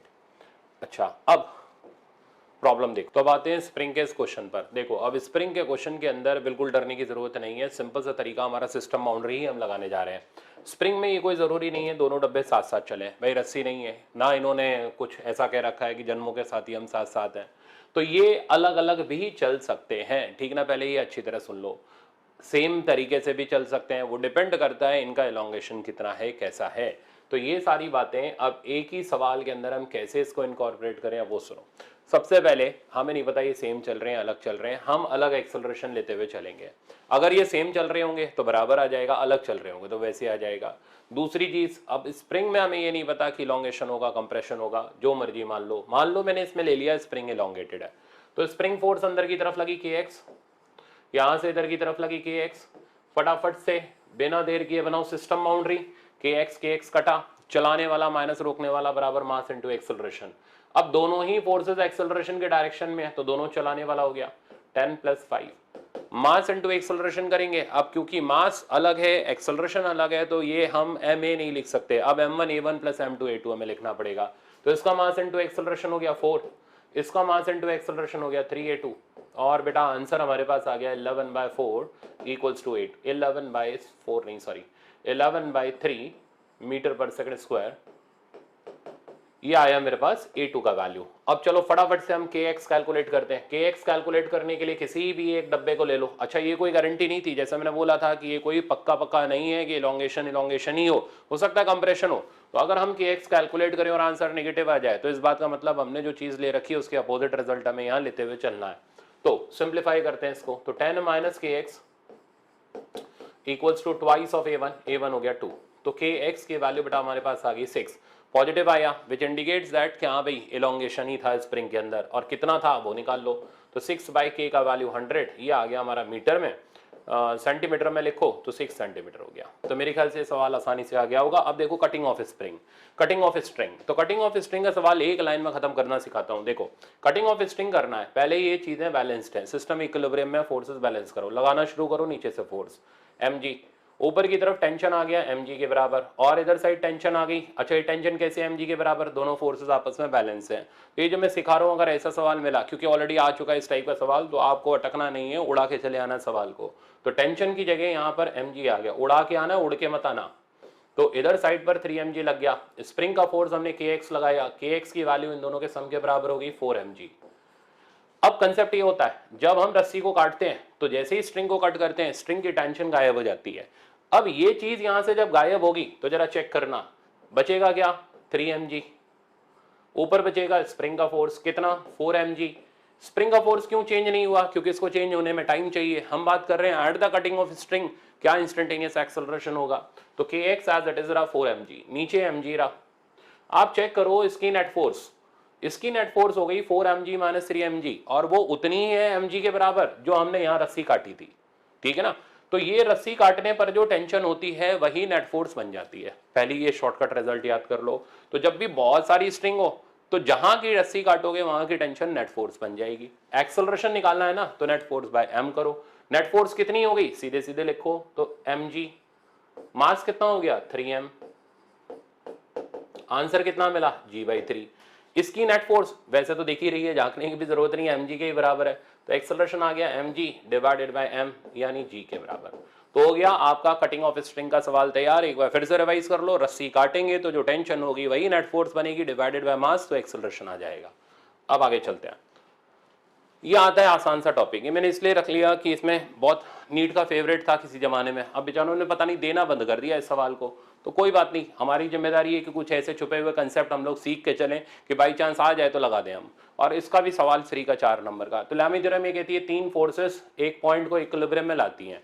ये 3 से ज्यादा पे मत लगाना, 3 से कम पे मत लगाना। अब 3 से ज्यादा इक्विलिब्रियम में लाएंगी तो बैलेंस करके करेंगे, 3 से कम होगी, 2 फोर्स होगी तो भी बैलेंस करके करेंगे। 3 फोर्सेस में हम लामी थ्योरम लगा सकते हैं।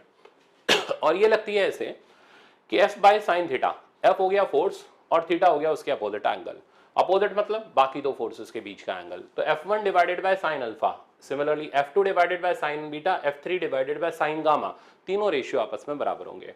आइडेंटिटी हम यहाँ 3 यूज करते हैं। साइन 90 माइनस थीटा, वो आप जानते हो कॉस थीटा के बराबर होता है। Sine 90 plus theta cos theta होता है। Sine 180 minus theta sine theta होता है। अब लगाने का तरीका देखो, तरीका ये कि इसके अंदर जैसे ये सिस्टम मेरे को गिवन था, ठीक है ना। इस सिस्टम के अंदर हमें पता करनी थी तीनों रस्सियों की टेंशन। सबसे पहले हमने उस स्ट्रिंग से शुरुआत करी जिसमें डब्बा बंधा हुआ है। तो इस स्ट्रिंग की टेंशन T3 डायरेक्ट mg के बराबर हो जाएगी। अब आप पहुंचो इस पॉइंट पर और आप देखो एंगल कहां से गिवन है, हॉरिजॉन्टल से गिवन है। तो आप एक हॉरिजॉन्टल लाइन बना दो, वर्टिकल से होता तो वर्टिकल लाइन बना दो। हॉरिजॉन्टल लाइन बनाने का फायदा, इधर 60 तो इधर 60, इधर 30 तो इधर 30। अब लामी थ्योरम लगा देंगे, पर एंगल पूरे के पूरे अच्छी तरह नोट डाउन कर लो। यहां का एंगल हो गया, ये T1 के अपोजिट एंगल है 90 प्लस 30, 90 प्लस 30 120 मत करो। क्यों 120 करोगे? 90 प्लस थीटा में हम साइन 90 प्लस थीटा की आइडेंटिटी लगाएंगे, सवाल खत्म होगा। इधर साइड का एंगल आ गया 90 प्लस 60, इसमें भी हम आइडेंटिटी लगाएंगे। यहां का एंगल हो गया 90, तो इसमें कुछ करने की जरूरत नहीं।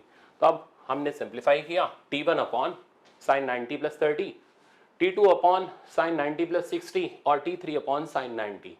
सिंप्लीफाई करने पर T3 हमारे पास ऑलरेडी पता था, इसको कंपेयर किया, इसको कंपेयर किया, T1 आ गया और T2 आ गया। तो बिल्कुल आसान सा सवाल था, पर करके जाना है, छोड़ के नहीं जाना है इसको। अब नेक्स्ट देखो, लामी थ्योरम का एक और सब्स्टिट्यूट है, वो भी मैं आपको वो सिखाना था क्योंकि आगे फिजिक्स पढ़ोगे ना तो ये चीज मैं बहुत इस्तेमाल करता हूँ। बहुत अच्छा ट्रिक का तरह काम करता है, बहुत जल्दी रिजल्ट लाता है। तो अब कहानी ऐसी है, जब दो फोर्सेस 90 डिग्री के एंगल पर हो तो हम यहाँ पैरेललोग्राम से भी सवाल को कर सकते हैं, लामी थ्योरम भी लगा सकते हैं। आप इसको दो तरीके से करोगे, ये अब आपकी ड्यूटी है। मैं सिखा रहा हूँ पैरेललोग्राम, आप घर पे करोगे लामी से, ताकि आपका कंसेप्ट अच्छा हो जाए।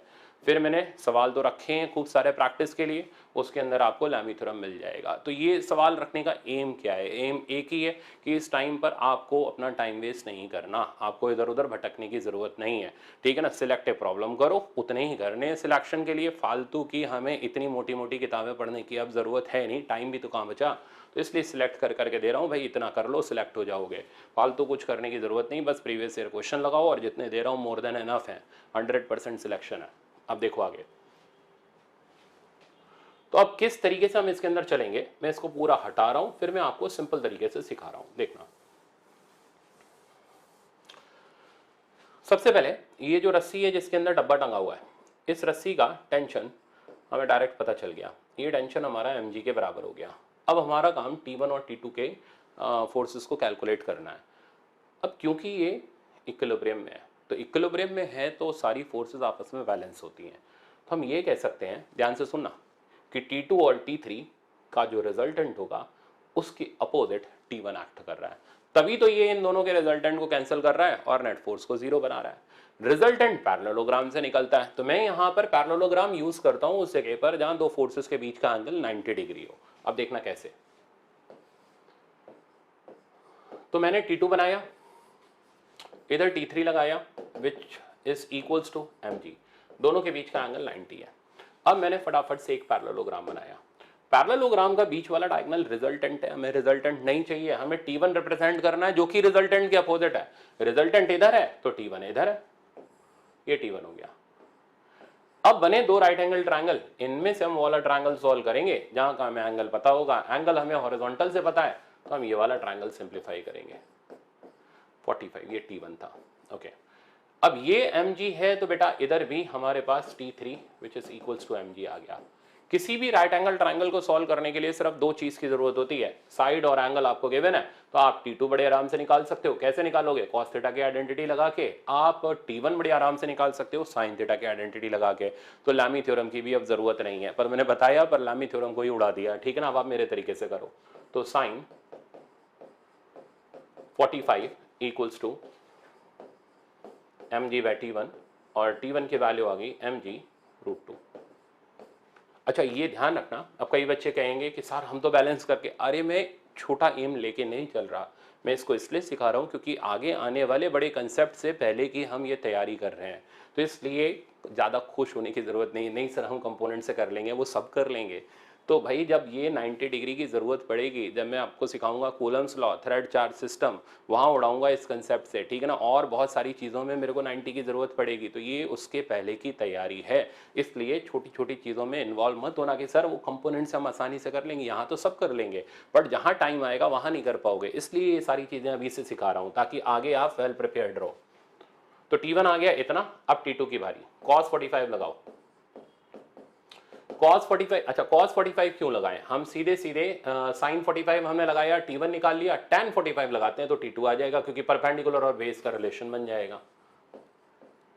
तो tan 45 हो गया mg/T2, और बेटा T2 की वैल्यू हमारे पास mg के बराबर आ गई। एक और सवाल, ये आया था एम्स के अंदर, इसलिए मैंने इसको यहां पर रखा हुआ है, ठीक है ना। तो इसमें क्या है, ये एक स्फेरिकल बॉल है, यहाँ रस्सी से बांध करके दीवार से टिका दी गई। कहता है दीवार से लगने वाली नॉर्मल रिएक्शन, रस्सी के अंदर की टेंशन बता दो। अब लगाओ मेरा तरीका, यहाँ काम आएगा आपको। देखो तो सबसे पहले हमने फोर्सेस दिखाई, नॉर्मल इधर आ गई, टेंशन इधर आ गई, mg नीचे आ गया। अच्छा यहाँ डायमेंशन दिए गए, इसका यूज क्या है, जैसे ये L दिया गया है, ये R दिया गया है, ये R है, तो इसका यूज ये है कि ये ट्रायंगल फॉर्म कर लो। तो ये कहना चाह रहा है कि भाई ट्रायंगल बना लो और आगे उसकी हेल्प लो, तो ये ट्रायंगल बन जाएगा। अब जब आपको साइन कॉस की जरूरत पड़ेगी सॉरी, तो साइन कॉस की जरूरत पड़ेगी तो आप इस ट्रायंगल को यूज करके साइन थीटा कॉस थीटा की वैल्यू निकाल लोगे, ठीक है ना। वो मैं सिखाऊंगा अभी कैसे। फिलहाल पहला काम तो मैंने इसे निकाला बाय यूजिंग पाइथागोरस थ्योरम, √ इसका स्क्वायर माइनस इसका स्क्वायर। अब देखो आगे का खेल चेक करना बेटा, यहां पर मैं इसको हटा रहा हूं ताकि आपको एक बार फिर सीखने का मौका मिले। यहां पर n और mg के बीच का एंगल 90 डिग्री है, तो मेरे पास दो चॉइस है, यहाँ तीन चॉइस है। अब तो या तो कंपोनेंट करूं, या मैं लैमी करूं, या फिर मैं पैरेललोग्राम करूं। तो मैं तो पसंद करता हूं पैरेललोग्राम से करना, तो मैं पैरेललोग्राम बनाऊंगा। इधर आया n, नीचे आया mg, ये बना पैरेललोग्राम, और सीधे हमने लगाया इधर टेंशन। अब एंगल देखो कहां से पता है, वर्टिकल से पता है, तो ये रहा वर्टिकल थीटा, ये एंगल हमें नोन है। इधर आ गया नॉर्मल, अब एंगल नोन है, ये नोन है, थीटा नोन है और बेस नोन है। अगर परपेंडिकुलर निकालना है तो tan थीटा लगा लो, हाइपोटेन्यूज निकालना है cos थीटा लगा लो। तो tan थीटा लगाया तो n/mg हो गया, n का वैल्यू mg, tan थीटा आ गया। अब tan थीटा की वैल्यू कहां से डालेंगे, तो tan थीटा की वैल्यू आप उस राइट एंगल ट्रायंगल से सब्स्टिट्यूट करोगे। मैं यहां पर करके दे रहा हूं, आप देखो, प्रैक्टिस जरूर कर लेना, छोड़ना मत। ये नीट के अंदर नहीं आया, एम्स के अंदर आया हुआ था। तो mg tan theta, tan theta हो गया ट्रायंगल से परपेंडिकुलर अपॉन बेस, परपेंडिकुलर हो गया r, बेस का वैल्यू हो गया बेटा अपने पास √L + r का whole square minus r²। Similarly अब आपको t की वैल्यू निकालनी है, तो t की वैल्यू निकालने के लिए cos थीटा की आइडेंटिटी चलाई, बेस अपॉन हाइपोटेन्यूज, और टेंशन की वैल्यू आ गई mg/cos थीटा। अब cos थीटा कहां से डालोगे, cos थीटा की वैल्यू राइट एंगल ट्रायंगल से पड़ेगी, बेस अपॉन हाइपोटेन्यूज। तो रिजल्ट हमारे पास टेंशन का आ जाएगा।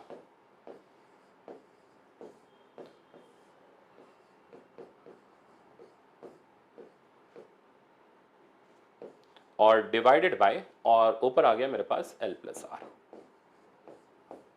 तो बेस डिवाइडेड बाय हाइपोटेन्यूज, ये मेरे पास टेंशन की वैल्यू आ गई, सॉरी cos थीटा की वैल्यू आ गई, mg से मल्टीप्लाई होकर के टेंशन आ गया।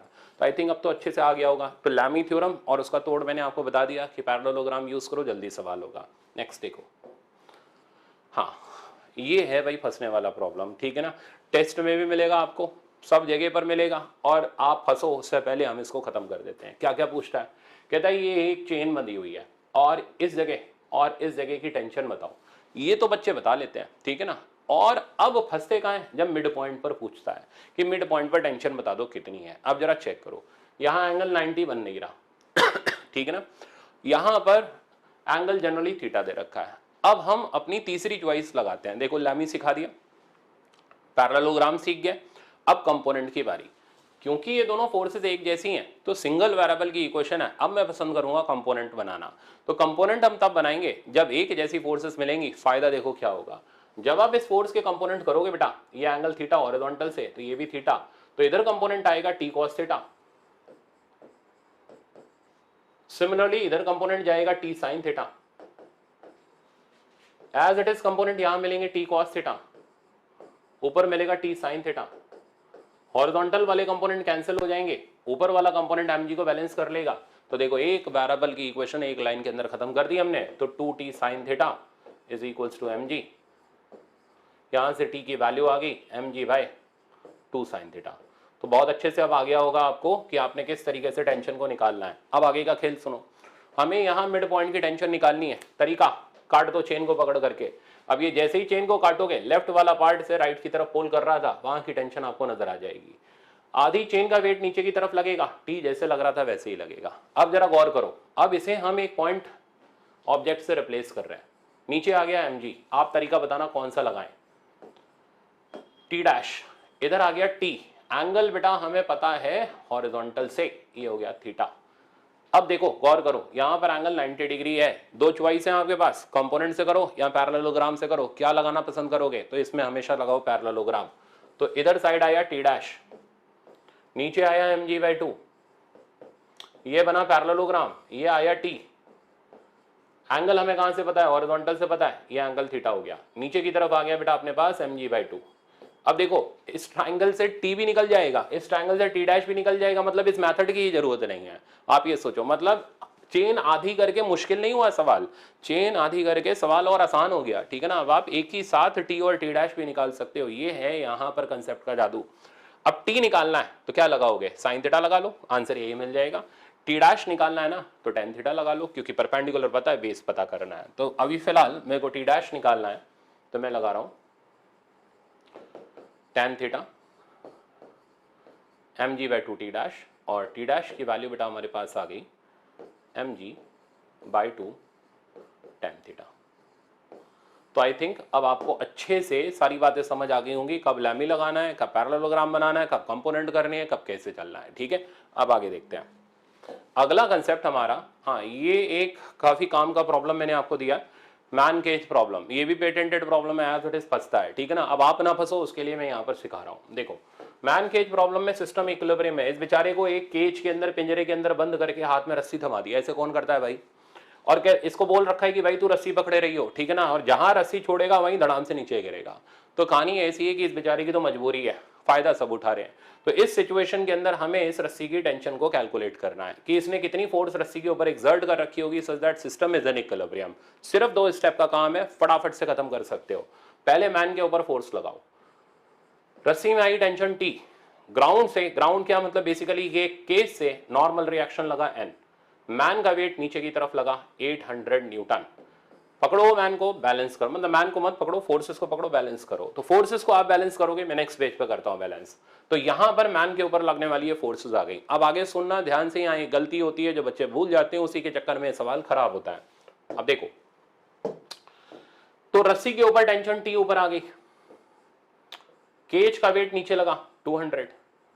अब भाई केज ने मैन पर नॉर्मल लगाया है, तो मैन भी तो केज पर नॉर्मल लगाएगा नीचे। ये बच्चे भूल जाते हैं लगाना और उनका सवाल गड़बड़ हो जाता है। ये जो फोर्सेस आई पिंक कलर में, ये आ गई केज के ऊपर। अब दोनों फोर्सेस को हम बैलेंस करते हैं नेक्स्ट पेज पर, तो देखना आप। तो मैंने दोनों फोर्सेस को बैलेंस किया, n प्लस टी को 800 के बराबर किया, यह बन गई हमारी फर्स्ट इक्वेशन। केज की फोर्सेस को बैलेंस किया, टी की वैल्यू 200 प्लस n, तो ये बन गई हमारी सेकंड इक्वेशन।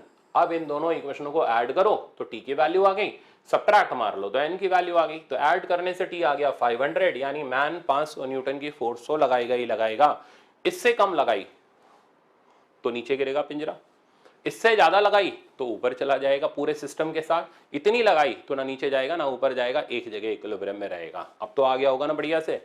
अच्छा, और नॉर्मल रिएक्शन सब्ट्रैक्ट करके मैंने निकाला, तो इसको माइनस किया, 2n का वैल्यू आ गया मेरे पास, माइनस करने पर 600 एंड n का वैल्यू आ गया 300 न्यूटन।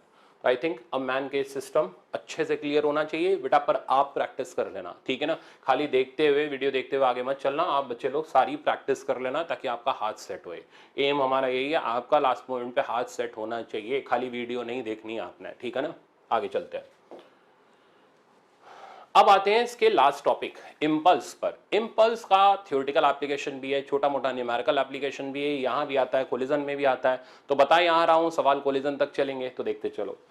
इम्पल्स क्या होता है? इम्पल्स होता है अचानक से चेंज होने वाला लीनियर मोमेंटम, ठीक है ना। अब लीनियर मोमेंटम अचानक से, अब जैसे कोई बैठा हुआ अचानक है थप्पड़ मार दिया, ठीक है ना, उसका बेचारे का क्या हुआ, मोमेंटम चेंज हो गया, मूड खराब हो गया। तो ये जो अचानक से तुमने प्रोसेस किया, जो अचानक से अकर करता है, इसको बोलते हैं सडनली कोई चीज चेंज करता है। तो जब sudden change in linear momentum होता है तो that thing is called impulse, ठीक है ना। और अगर आराम से धीमे धीमे मोमेंटम चेंज हो तो वो कहलाता है सिंपल चेंज इन मोमेंटम। तो अब याद रहेगा, ठीक है ना, कि प्रैक्टिकल चाहिए तो याद ही रहना चाहिए अब आपको कि इंपल्स होता है sudden change in linear momentum. अब आगे सुनो, तो सडन चेंज होने वाले लीनियर मोमेंटम को इंपल्स कहते हैं and force responsible for this sudden change is called impulsive force. तो इंपल्सिव फोर्स उसको कहते हैं। ये इंपल्सिव फोर्स बहुत शॉर्ट ड्यूरेशन के लिए लगती है, लार्ज मैग्नीट्यूड की होती है। इसका अगर आप एरिया निकालोगे तो इसका जो एरिया होगा, जब आप इसे इंटीग्रेट तो करना नहीं है, सीधे सीधे हमारे पास आ जाएगा एरिया, और area of this graph gives change in momentum and this sudden change in linear momentum is called linear impulse। तो ये हमें linear impulse से देगा। तो force, impulsive force versus time graph का एरिया आपको चेंज इन मोमेंटम यानी कि linear impulse देगा अगर वो अचानक से चेंज हुआ होगा। पहले ये बात नोट डाउन कर लेना। अब आगे बढ़ते हैं। जैसे यहां पर मैंने पूरा डिटेल से बता दिया, तो पी फाइनल हो गया, final momentum just after impulse, P I हो गया इनिशियल मोमेंटम, या आपकी थ्योरी के लिए आप इसको देख सकते हो। अच्छा, अब मैं आगे लेकर के चल रहा हूं। नेक्स्ट कंसेप्ट है, इसी का ही है, collision of ball with ground. तो बॉल ग्राउंड से टकराती है। अब ग्राउंड से टकराना मतलब सडनली इंपल्स लगना, सडनली मोमेंटम चेंज होना। तो हमसे पूछा जाता है इंपल्स बताओ और एवरेज इंपल्सिव फोर्स बताओ। तो ये कैसे निकालेंगे? इंपल्स मतलब सडन चेंज इन मोमेंटम। अब एग्जामिनर ये V1 V2 तो देता नहीं, क्योंकि भाई हमें जो चीज चाहिए वो तो वो कभी देगा नहीं, ठीक है ना। वो वही देगा जो हमें नहीं चाहिए। तो H1 देगा, H2 देगा, कहेगा ये बॉल, ये जैसे पेन है, H हाइट से छोड़ रहे हैं तो ये H हाइट देगा, टकराया और फिर कितनी हाइट तक गया H2 वो देगा। अरे भाई नहीं चाहिए, V1 V2 दे दो, आसानी से हम कर लेंगे। कहता नहीं, आसान इतना नहीं है ना, ठीक है ना, डॉक्टर बनना है तो थोड़ा मेहनत तो करनी पड़ेगी। तो ये वेलोसिटी हमें निकालनी पड़ेगी। ये वेलोसिटी होगी फ्री फॉल की वेलोसिटी, अपना थर्ड इक्वेशन से निकाल सकते हो, v² बराबर u² + 2s, या डायरेक्ट लिख लो, फ्री फॉल की वेलोसिटी √2gh होती है। टकरा करके जब बॉल उछली H2 हाइट तक गई तो सिमिलरली V2 की वैल्यू मेरे पास आ गई √2gh2, मास m था बॉल का। अब अचानक से मोमेंटम चेंज हुआ, कितना चेंज हुआ? फाइनल माइनस इनिशियल, और वो माइनस होने की जगह प्लस हो जाएगा क्योंकि डायरेक्शन चेंज हुई है। तो इंपल्स की वैल्यू आ गई बेटा m times v1 + v2। v1 को हम सब्स्टिट्यूट कर देंगे अपना √2gh1, v2 को हम डाल देंगे √2gh2, हमारे पास इंपल्स आ जाएगा। अब बात ध्यान से सुनना, एवरेज इंपल्सिव फोर्स, एवरेज मतलब जितने ड्यूरेशन के लिए बॉल ग्राउंड के कांटेक्ट में, उतने ड्यूरेशन पर कितनी फोर्स लग रही है वो निकालना है। तो वो निकालने का तरीका हो गया इंपल्स डिवाइडेड बाय वो ड्यूरेशन, जितनी ड्यूरेशन के लिए फोर्स एक्ट कर रही है। तो इंपल्सिव फोर्स बाय टाइम यानी ΔP/ΔT करके हम एवरेज इंपल्सिव फोर्स निकाल देंगे। तो ये था आपका basic concept collision of ball with ground का। नेक्स्ट देखो, अब ये आ गया न्यूमेरिकल। न्यूमेरिकल ये कह रहा है सेम जैसा मैंने बताया आपको वही चल रहा है। तो हाइट दे रखी है 45 सेंटीमीटर और यहां से ये रिबाउंड होता है और जाता है 20 सेंटीमीटर की हाइट तक। हमें निकालना है इंपल्स का वैल्यू। ये अच्छे कंसेप्ट हैं, ठीक है ना, ये ध्यान से सीखना आप। इस तरीके की छोटी छोटी चीजें आ गई ना, और इसके अलावा कुछ आता भी नहीं। कौन सा आपने IIT अभी करनी है, आपने मेडिकल का एग्जाम देना है, जितना मैं पढ़ा रहा हूँ मोर देन इनफ है। देखो अब इसको, हाँ बस छोटी छोटी चीज़ें जरूर पढ़ते रहना अपनी बुक से, ठीक है ना। जैसे कुछ छोटी मोटी डेफिनेशंस हो गई, NCERT हो गई, ठीक है ना। थोड़ी बहुत चीज़ें अपनी तरफ से भी पढ़नी है, आपको छोड़ना नहीं है, सब कुछ करते हुए चलना है। हाँ, टेक्निकल काम मैं सारा खत्म कर दे रहा हूँ, थ्योरेटिकल काम आप ज़रूर थोड़ा बहुत करना। अब हमें यहाँ पर इंपल्स निकालना है। पहले हम V1 निकालेंगे, V2 हमें निकालना है। तो V1 की वैल्यू होगी √2gh। आप h को SI में पुट करोगे तो 0.45 हो जाएगा।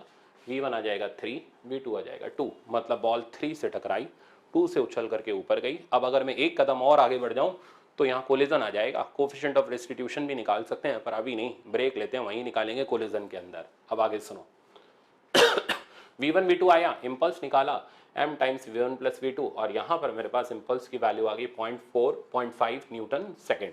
अच्छा, एवरेज इंपल्सिव फोर्स निकालनी है तो कितनी ड्यूरेशन के लिए बॉल कांटेक्ट में थी? 0.1 सेकंड के लिए, डिवाइडेड बाय टाइम किया तो मेरे पास एवरेज इंपल्सिव फोर्स आ गई। नेक्स्ट देखो, अगर बॉल ऑब्लिकली टकराए, अब ऐसा मैं अभी शुरू में बता चुका था जब बुलेट वाला केस में आपको समझा रहा था। तो अगर बॉल ऑब्लिकली टकराती है, करो कंपोनेंट, साइन थीटा वाले तो कैंसिल हो जाएंगे, ये हमें इंपल्स दे देगा और इंपल्स का वैल्यू आ जाएगा 2mv cos theta, divided by time करो, एवरेज इंपल्सिव फोर्स आ गई। तो ये आपका ऑब्लिक कोलिजन का केस हो गया। अब ये ग्राफिकल सवाल है, ये आज का लास्ट पोर्शन है। अच्छा एक बात बड़ी इंपॉर्टेंट वो भी मेंशन कर दूं मैं, मल्टीपल पुलिस सिस्टम एम्स के अंदर आता था, नीट के अंदर कभी नहीं आया है, ठीक है ना, बट उसका लेक्चर मैंने यूट्यूब पे रखा हुआ है। वो पहले था जब एम्स हुआ करता था, ठीक है ना, नोटिफिकेशन आने के बाद वो एम्स के अंदर, नहीं तो मैं आपको पढ़ाता जरूर अगर एम्स होता वो, तो मैंने इसलिए उसको नहीं रखा कि हमें अननेसेसरी चीज़ नहीं करनी, बट जिन बच्चों को करना है वो जाकर के देख सकते हैं यूट्यूब के ऊपर, मल्टीपल पुली, टेंशन ट्रिक, वो सारी चीज़ें अवेलेबल हैं, ठीक है ना, वो आप देख लेना, थोड़ा बहुत तो देख लेना ताकि आपके दिमाग में सेट रहे, मन में डर ना रहे, नहीं यार हमने नहीं सीखा, सीख के जाओ। अच्छा अब ग्राफ पर आते हैं, तो ये है हमारा impulse force time graph, impulsive force time graph. तो क्वेश्चन में गिवन है impulsive force act on a particle at rest, calculate final velocity at 0.2 second. तो अब कैसे निकालेंगे, एरिया निकालो, एरिया हो गया इम्पल्स यानी final momentum minus initial momentum, और फाइनल मोमेंटम की वैल्यू होगी mv, इनिशियली रेस्ट पर था, एरिया हो गया अपना ट्राइंगल का simple half base into height, यहां से हमारे पास मास की वैल्यू पुट करने पर v की वैल्यू आ गई, v की वैल्यू आ गई 100 मीटर पर सेकंड। अब लास्ट चीज तो नोट करो, ये टेस्ट के सवाल आपको करने हैं, और कल जब मिलोगे फ्रिक्शन के लेक्चर में तो मेरे को ये कंप्लीट चाहिए, ठीक है ना, फिर मैं फ्रिक्शन के आपको प्रॉब्लम दूंगा, लॉज ऑफ मोशन फ्रिक्शन टनाटन तैयार, आपको डरने की अब जरूरत नहीं है। तो ये कंसेप्चुअल और ये एडवांस टेस्ट के प्रॉब्लम्स है, ठीक है ना, जो अपनी नीट फिजिक्स कोटा की टेस्ट सीरीज है उसके अंदर से आपको ये करने हैं, सारे 90 क्वेश्चंस नहीं करने, इस टाइम में सिलेक्टिव दूंगा वही करना है, ठीक है ना, और फिर वीकली टेस्ट को अटेम्प्ट करना है। तो मेरे ख्याल से आज का लेक्चर आ जाना चाहिए बढ़िया सा। अब आप रिवाइज करो, तैयार करो, बिना टाइम खराब करे थोड़ा सा आराम करो, और फिर ब्रेक लेकर के अपने नोट्स तैयार करो या पीडीएफ देखो और क्वेश्चंस को प्रैक्टिस करो। Thank you so much.